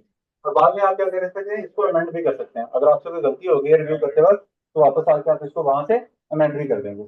जैसे आप सबमिट करेंगे तो वो आपको अलाउ कर देगा कि आपकी ये डिटेल सबमिट हो गई। इसी तरह आप क्या करेंगे, दूसरे पार्टनर्स की डिटेल एंटर करेंगे, कितना उसका शेयर था, क्या उसके नंबर थे। तो ये देखें, कोई इतनी डिफिकल्ट बात नहीं है, सिर्फ उसकी आपकी सारी इन्फॉर्मेशन आपको कहाँ से मिल रही होगी, उसके सीएनआईसी से मिल रही होगी, कौन पार्टनरशिप डीड से मिल रही होगी, और उसके सीएनआईसी पे लिखा होगा उसका परमानेंट एड्रेस क्या है, और ये सारी डिटेल्स। अच्छा, अब आपसे वो पूछ रहा है कि आपने कितने पार्टनर्स की डिटेल एंटर करनी है, कम से कम 2 पार्टनर्स की डिटेल एंटर करनी है। तो एक पार्टनर की डिटेल एंटर हो गई तो फिर हम दूसरे पार्टनर्स की डिटेल इसी तरह दोबारा एंटर कर देंगे, बिल्कुल इसी तरह। ये प्रोसेस रिपीट कर लेंगे ना? आप आगे चलें सर। तो फिर हम क्या करेंगे, ब्रांच पे जाएंगे कि हमने ब्रांचेस नहीं रखनी। हमने अपने फॉर्म 1 में भी रहा था कि हमारा हेड ऑफिस एक ही है, हमने भी ब्रांचेस नहीं रखनी, तो हम इसको यहाँ पे नो कर देंगे। तो फिर हम किस पे चले जाएंगे, registration with the provincial authority. तो हमने इनके साथ रजिस्ट्रेशन नहीं करानी। प्रोविंशियल अथॉरिटीज क्या होती हैं, जैसे कि आपका एम्प्लॉय सोशल सिक्योरिटी स्कीम या EOB, employee old age benefit. तो ये अदारे होते हैं जो कि आपको क्या करते हैं, प्रोविंशियल अथॉरिटीज में फॉल करते हैं। अगर आप पे वो एप्लीकेबल लॉज हैं, अगर आप उनके बनता है तो आप उनके रजिस्ट्रेशन करा लें शुरू में, क्योंकि उनकी रजिस्ट्रेशन की बेसिस क्या होती है, आपके नंबर ऑफ एम्प्लॉइज होती हैं। शुरू में आपके नंबर ऑफ एम्प्लॉइज नहीं होते तो उसको आप शुरू में नो ही रखते हैं कि मेरे इतने नंबर ऑफ एम्प्लॉइज नहीं है कि मेरे पे ये लॉ एप्लीकेबल होता है। जैसे जैसे आप कारोबार बढ़ता चला जाए, नंबर ऑफ एम्प्लॉइज इंक्रीज करते जाए, तो फिर आप बाद में उसके जिम्मेदारों के साथ अपनी रजिस्ट्रेशन करवा लीजिएगा। फिर उसने कहा कि आप अपनी प्रोफाइल रिव्यू कर लेंगे, जो जो आपने चीजें सबमिट करी थी वो उसके साथ आप इस प्रोफाइल को रिव्यू कर लें कि आपकी चीजें यही हैं।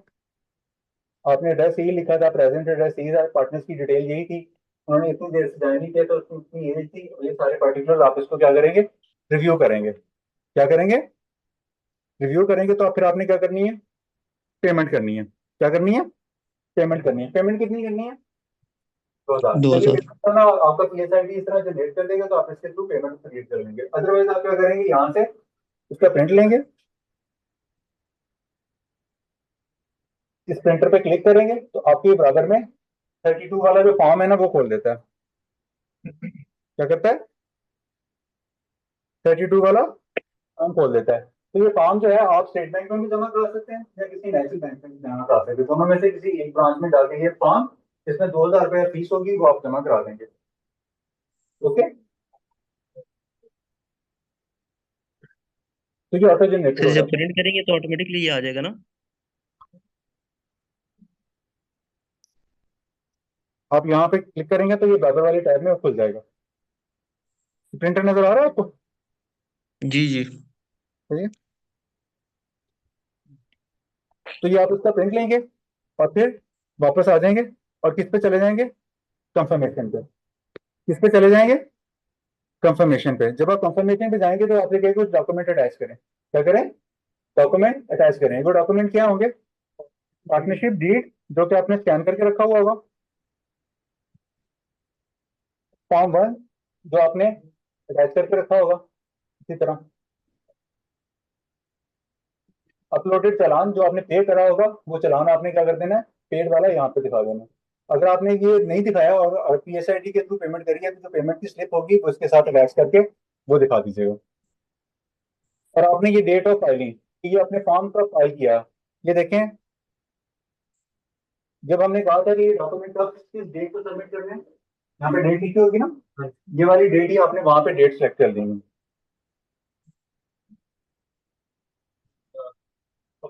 15 रखी थी तो हम ये वाली डेट सेलेक्ट कर लेंगे। तो यहाँ पे क्या करेंगे? कैरी करके इसको सबमिट कर देंगे। क्या कर देंगे? सबमिट कर देंगे। अच्छा, जब आप इसको सबमिट कर देंगे, क्या कर देंगे? सबमिट कर देंगे।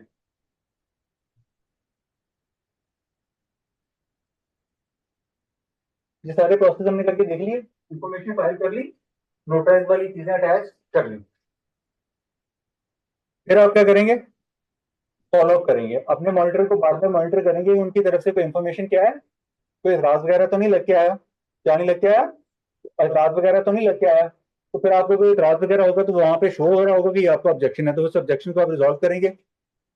उसके बाद वो क्या करेंगे? आपकी एप्लीकेशन को मॉनिटर करेंगे और उसके अगर इन सारी चीजें सेटिस्फैक्ट्री फाउंड हुई तो वो क्या करेंगे?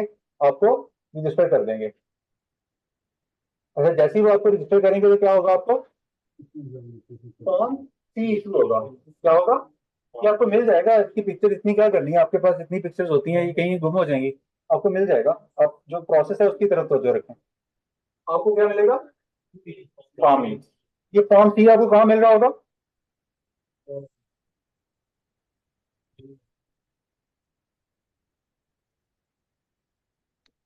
माई सर्टिफिकेट में जाएंगे, यहाँ सर्टिफिकेट नजर आ रहा होगा, फॉर्म सी वाला होगा। दिखाता हूँ कैसा होता है। आपने वो क्या करना है? इसके ऊपर क्लिक करना है तो आपको लेदर टैब में खुल जाएगा। आपने उसकी एक अच्छी प्रिंट लेनी है और जितने भी आपके अच्छे ओरिजिनल डॉक्यूमेंट्स होंगे, अभी तक आपके पास कौन कौन से डॉक्यूमेंट आए हैं?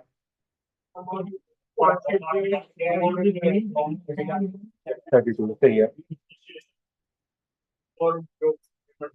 पेमेंट जमा कराइए। सारे डॉक्यूमेंट क्या है? ओरिजिनली आप लेके जाने, और इनके दो दो फोटोकॉपी सेट भी साथ लेके जाने। दो दो फोटोकॉपी सेट बनाने हैं तमाम डॉक्यूमेंट के, और एक ओरिजिनल सेट आपके पास होगा। ओके यहाँ तक? सर ये इस टाइम वाला मैं थोड़ा भूल गया हूँ, ये क्या था? लेक्चर वाइज कीजिएगा, अब मैं जीरो पे नहीं जा सकता। जी।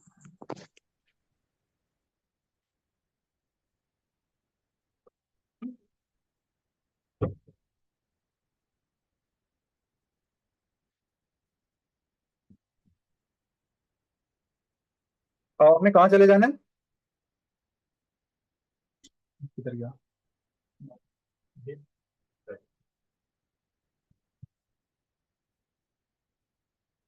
जो आपको एड्रेस नजर आ रहा है?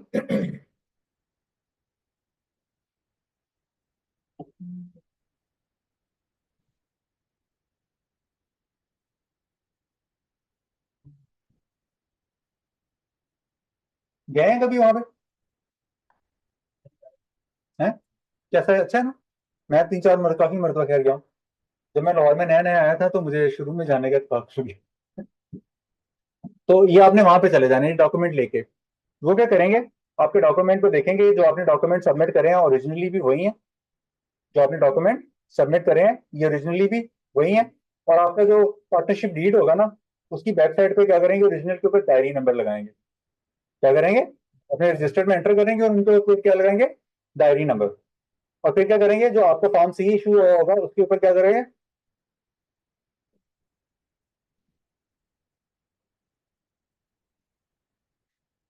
आपको फॉर्म सी साइन और स्टैम्प करके जारी कर देंगे। क्या कर देंगे, उसके ऊपर साइन करेंगे, उसको एक नंबर लगाएंगे जो आपके रजिस्ट्रेशन का नंबर होगा, और फिर उसके आपका डेट लगाएंगे कि ये इस डेट पे इशू है, और अपने सिग्नेचर के साथ जारी कर देंगे। जैसा कि जब भी आपके सामने एक फॉर्म सी नजर आ रहा है ना, नहीं आ रहा ऑनलाइन, ऑनलाइन आ रहा है, आ रहे ऑनलाइन। जी सर आ रहा है। अच्छा ये देखें, ये इस तरह का फॉर्म सी होता है। इस चक्कर में गोया नहीं, बस एक दफे ही हो जाता था। आप इतने नेगेटिवली क्यों सोचते हो, हो जाएगा। पाकिस्तान में पाकिस्तान है तो पाकिस्तान भी तो हमारा ही मुल्क है ना, हम जैसे हम हैं वैसे ही पाकिस्तान है। हाँ तो पाकिस्तान भी अच्छा है। तो क्या होगा, आपका रजिस्ट्रेशन के ऊपर एक नंबर लगा हुआ होगा, क्या होगा, इसका एक रजिस्ट्रेशन नंबर लगा हुआ होगा। और ये कौन इशू करेगा, रजिस्ट्रार और फार्मर। ये भी स्टैंडर्ड है, तो यहाँ पे लाहौर वाला लिखा हुआ होगा बस, उसकी स्टैंप लगी होगी, उसके सिग्नेचर होंगे और डेट इशू होगी। ये सारी चीजें इस तरह लगी होंगी। ये इस्लामाबाद वाला जो उसकी बैक पे इस तरह आ रहा था। अगर आप केपीके वाला देखें तो उनका थोड़ा सा फॉर्मेट डिफरेंट है, उनका फॉर्मेट थोड़ा सा डिफरेंट है। वो भी ना अपने पार्टनरशिप एक्ट की तरह, उनका फॉर्म एच है, उनका क्या होता है, इशू होता है, फॉर्म एच होता है।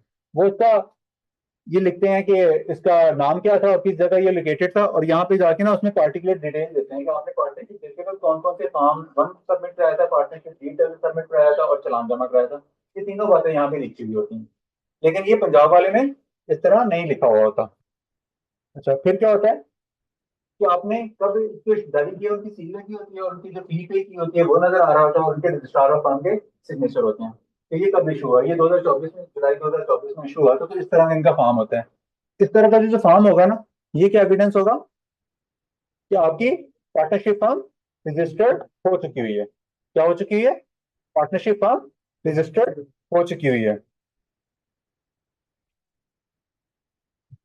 और आपको फॉर्म सी इशू करेगा। और इसके साथ एक बात और नोट करें, आपको यहाँ पे ना एक एनटीएन वाला टैब नजर आ रहा होगा। क्या टैब नजर आ रहा है,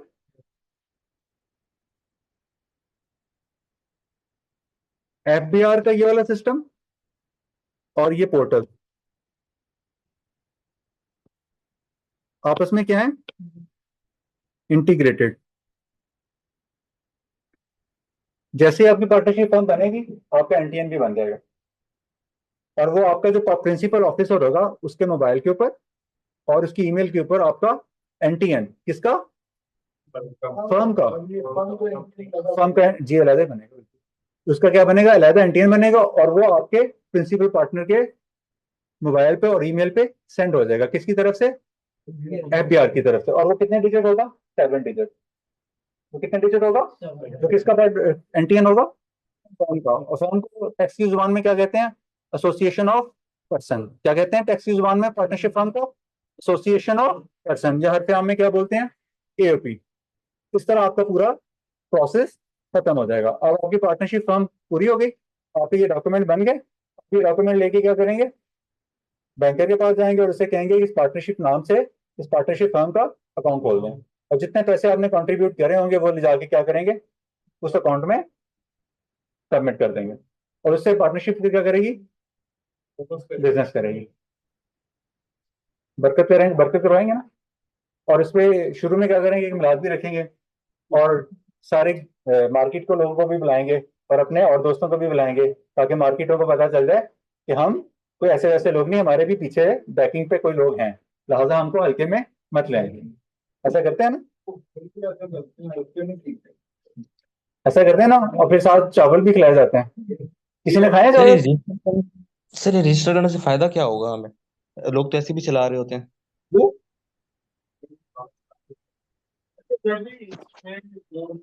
जो प्रिंसिपल बंदा हमने रखा है उसका फिर पहले भी पढ़ा हो। जी उसका यूजर आईडी बना हुआ ना बेसिक, अदरवाइज हम कैसी चीजें एंटर करेंगे। इसीलिए तो आपको सबसे पहले यूजर आईडी, कैसे यूजर आईडी बनता है वो बनाना सिखाया।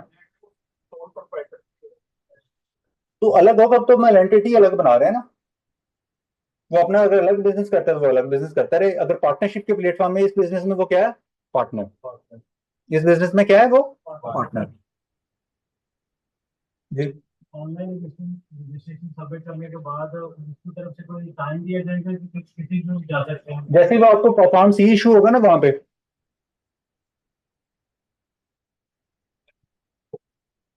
जो आपके माई सर्टिफिकेट्स है ना यहाँ पे, यहाँ आपका सर्टिफिकेट आ रहा होगा, लेकिन वो साइन और स्टैंप नहीं हुआ होगा, उस पर कोई डेट नहीं लगी, कोई नंबर नहीं लगा हुआ होगा। वो सिर्फ आपको एक सैंपल के तौर पे आ रहा होगा कि आपका पार्टनरशिप का डील इशू हो गया। जी ये कितनी में पार्टनरशिप हो सकता है? आप तीनों मिलकर एक पार्टनर बना लें, फिर आप पिछले वालों तीनों के साथ मिलकर पार्टनरशिप बना लें, फिर आप दाएं बैठे लोगों के साथ मिलकर पार्टनर, आपकी चॉइस। अब अनलिमिटेड नंबर ऑफ पार्टनर्स में आप पार्टनर हो सकते हैं। जी इसीलिए आपको एड्रेस दिखाया कि आपको वहां पे जाना पड़ेगा। There are certain things which are learned with the passage of time and actual experience. मतलब आप वहां पे जाएंगे तो आपको कुछ चीजें जो मेरे यहाँ बोलने से आप कुछ वहां पे सीख जाएंगे। तो फॉर्म सी के बाद कितनी देर में विजिट करना पड़ेगा? जी जैसे आपका फॉर्म नहीं इशू होगा वहां पे चले जाए, जब मर्जी में, जब आपका फॉर्म इशू है तभी है ना। ड्यूरेशन तो तुम्हें बता देता ना। अब आप पार्टनरशिप फॉर्म बनाने के लिए आप क्या महीने का इंतजार करेंगे? लोग तो बेताब होते हैं कि जैसे इशू है तो मैं अगले दिन ही जाके प्रेजेंट हो जाऊँ। जी वो फॉर्म ऐसे जो है ना, केपीके के लोग इशू करते हैं, पंजाब के लोग फॉर्म से इशू करते हैं, इस्लामाबाद के लोग फॉर्म से इशू करते हैं। मैनेजिंग पार्टनर चलेगा या सब पार्टनर चाहेंगे? सब पार्टनर भी चले जाए। अच्छा बात कर सब पार्टनर्स की कल भी कर लेते हैं, बात कर सब पार्टनर्स की कल भी कर लेते हैं, क्या तमाम पार्टनर्स आ जाए? जी सब पार्टनर, ये देखने लिखा हुआ है ना, नोटराइज करवाने हैं। कौन से पार्टनरशिप डीड भी कराना है, फॉर्म 1 भी कराना है और केवाईसी भी कराना है, पार्टनर्स के लिए और विटनेसेस के लिए, फ्रंट और बैक। पार्टनर्स की डिटेल्स फिल कर रहे होते हैं, वहाँ पे कंटेंट का कॉलम आया था, मैंडेटरी नहीं था ना, वो मैंडेटरी नहीं था। जहाँ जहाँ टैरिक नहीं है वो मैंडेटरी नहीं है।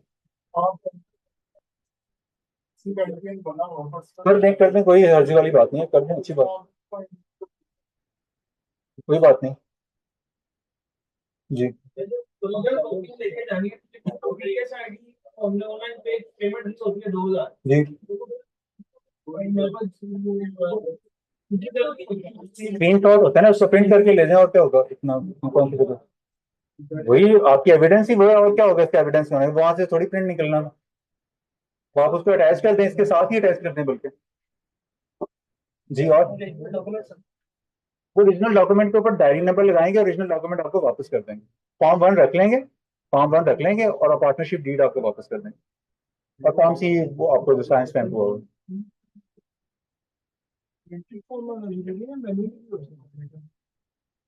जी रिटर्न फॉर्म भी कर सकते हैं आप, हाथ से भी लिख सकते हैं सारी बात। जी जो कंपनी नहीं, पार्टनरशिप फॉर्म।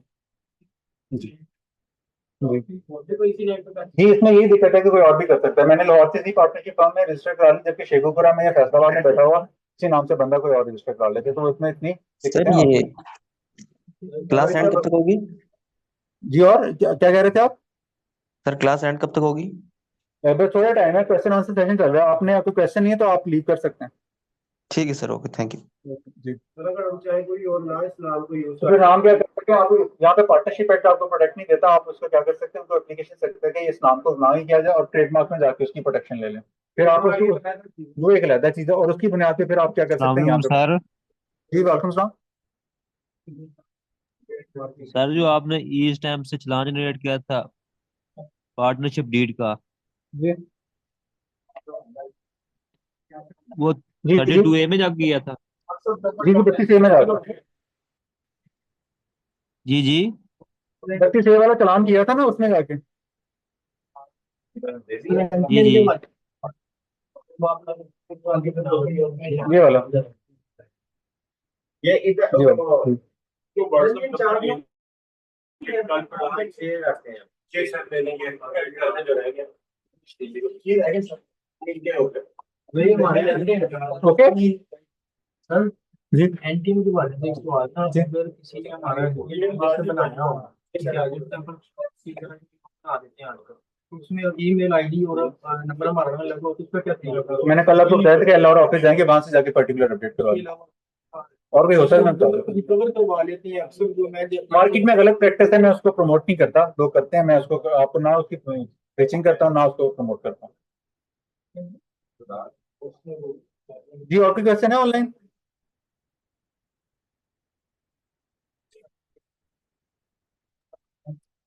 अगर सर इस कॉन्ट्रैक्ट के बगैर कारोबार शुरू कर लिया जाए तो फिर? तो पार्टनरशिप को नॉन रजिस्टर्ड रहेंगे तो आपकी अपनी चॉइस है ना। सर इसके ओके, बेनिफिट्स क्या है? आपकी एक एंटिटी आती है, आपका लीगल एग्जिस्टेंस आ जाता है, कल को आप कहीं कोई मसले मसाइल होंगे तो आपके लीगल डॉक्यूमेंट होगा कि आपका एग्जिस्टेंस है। अगर आप इन डॉक्यूमेंट को नहीं लेके, डॉक्यूमेंट नहीं रजिस्टर कराते, कल को कोई प्रोजेक्ट लेने जाते हैं, वो कहते हैं आप अपने आप को स्टैब्लिश करें अपनी आइडेंटिटी, तो कैसे स्टैब्लिश करेंगे अपने आप को?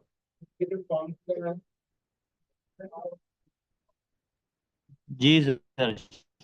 जी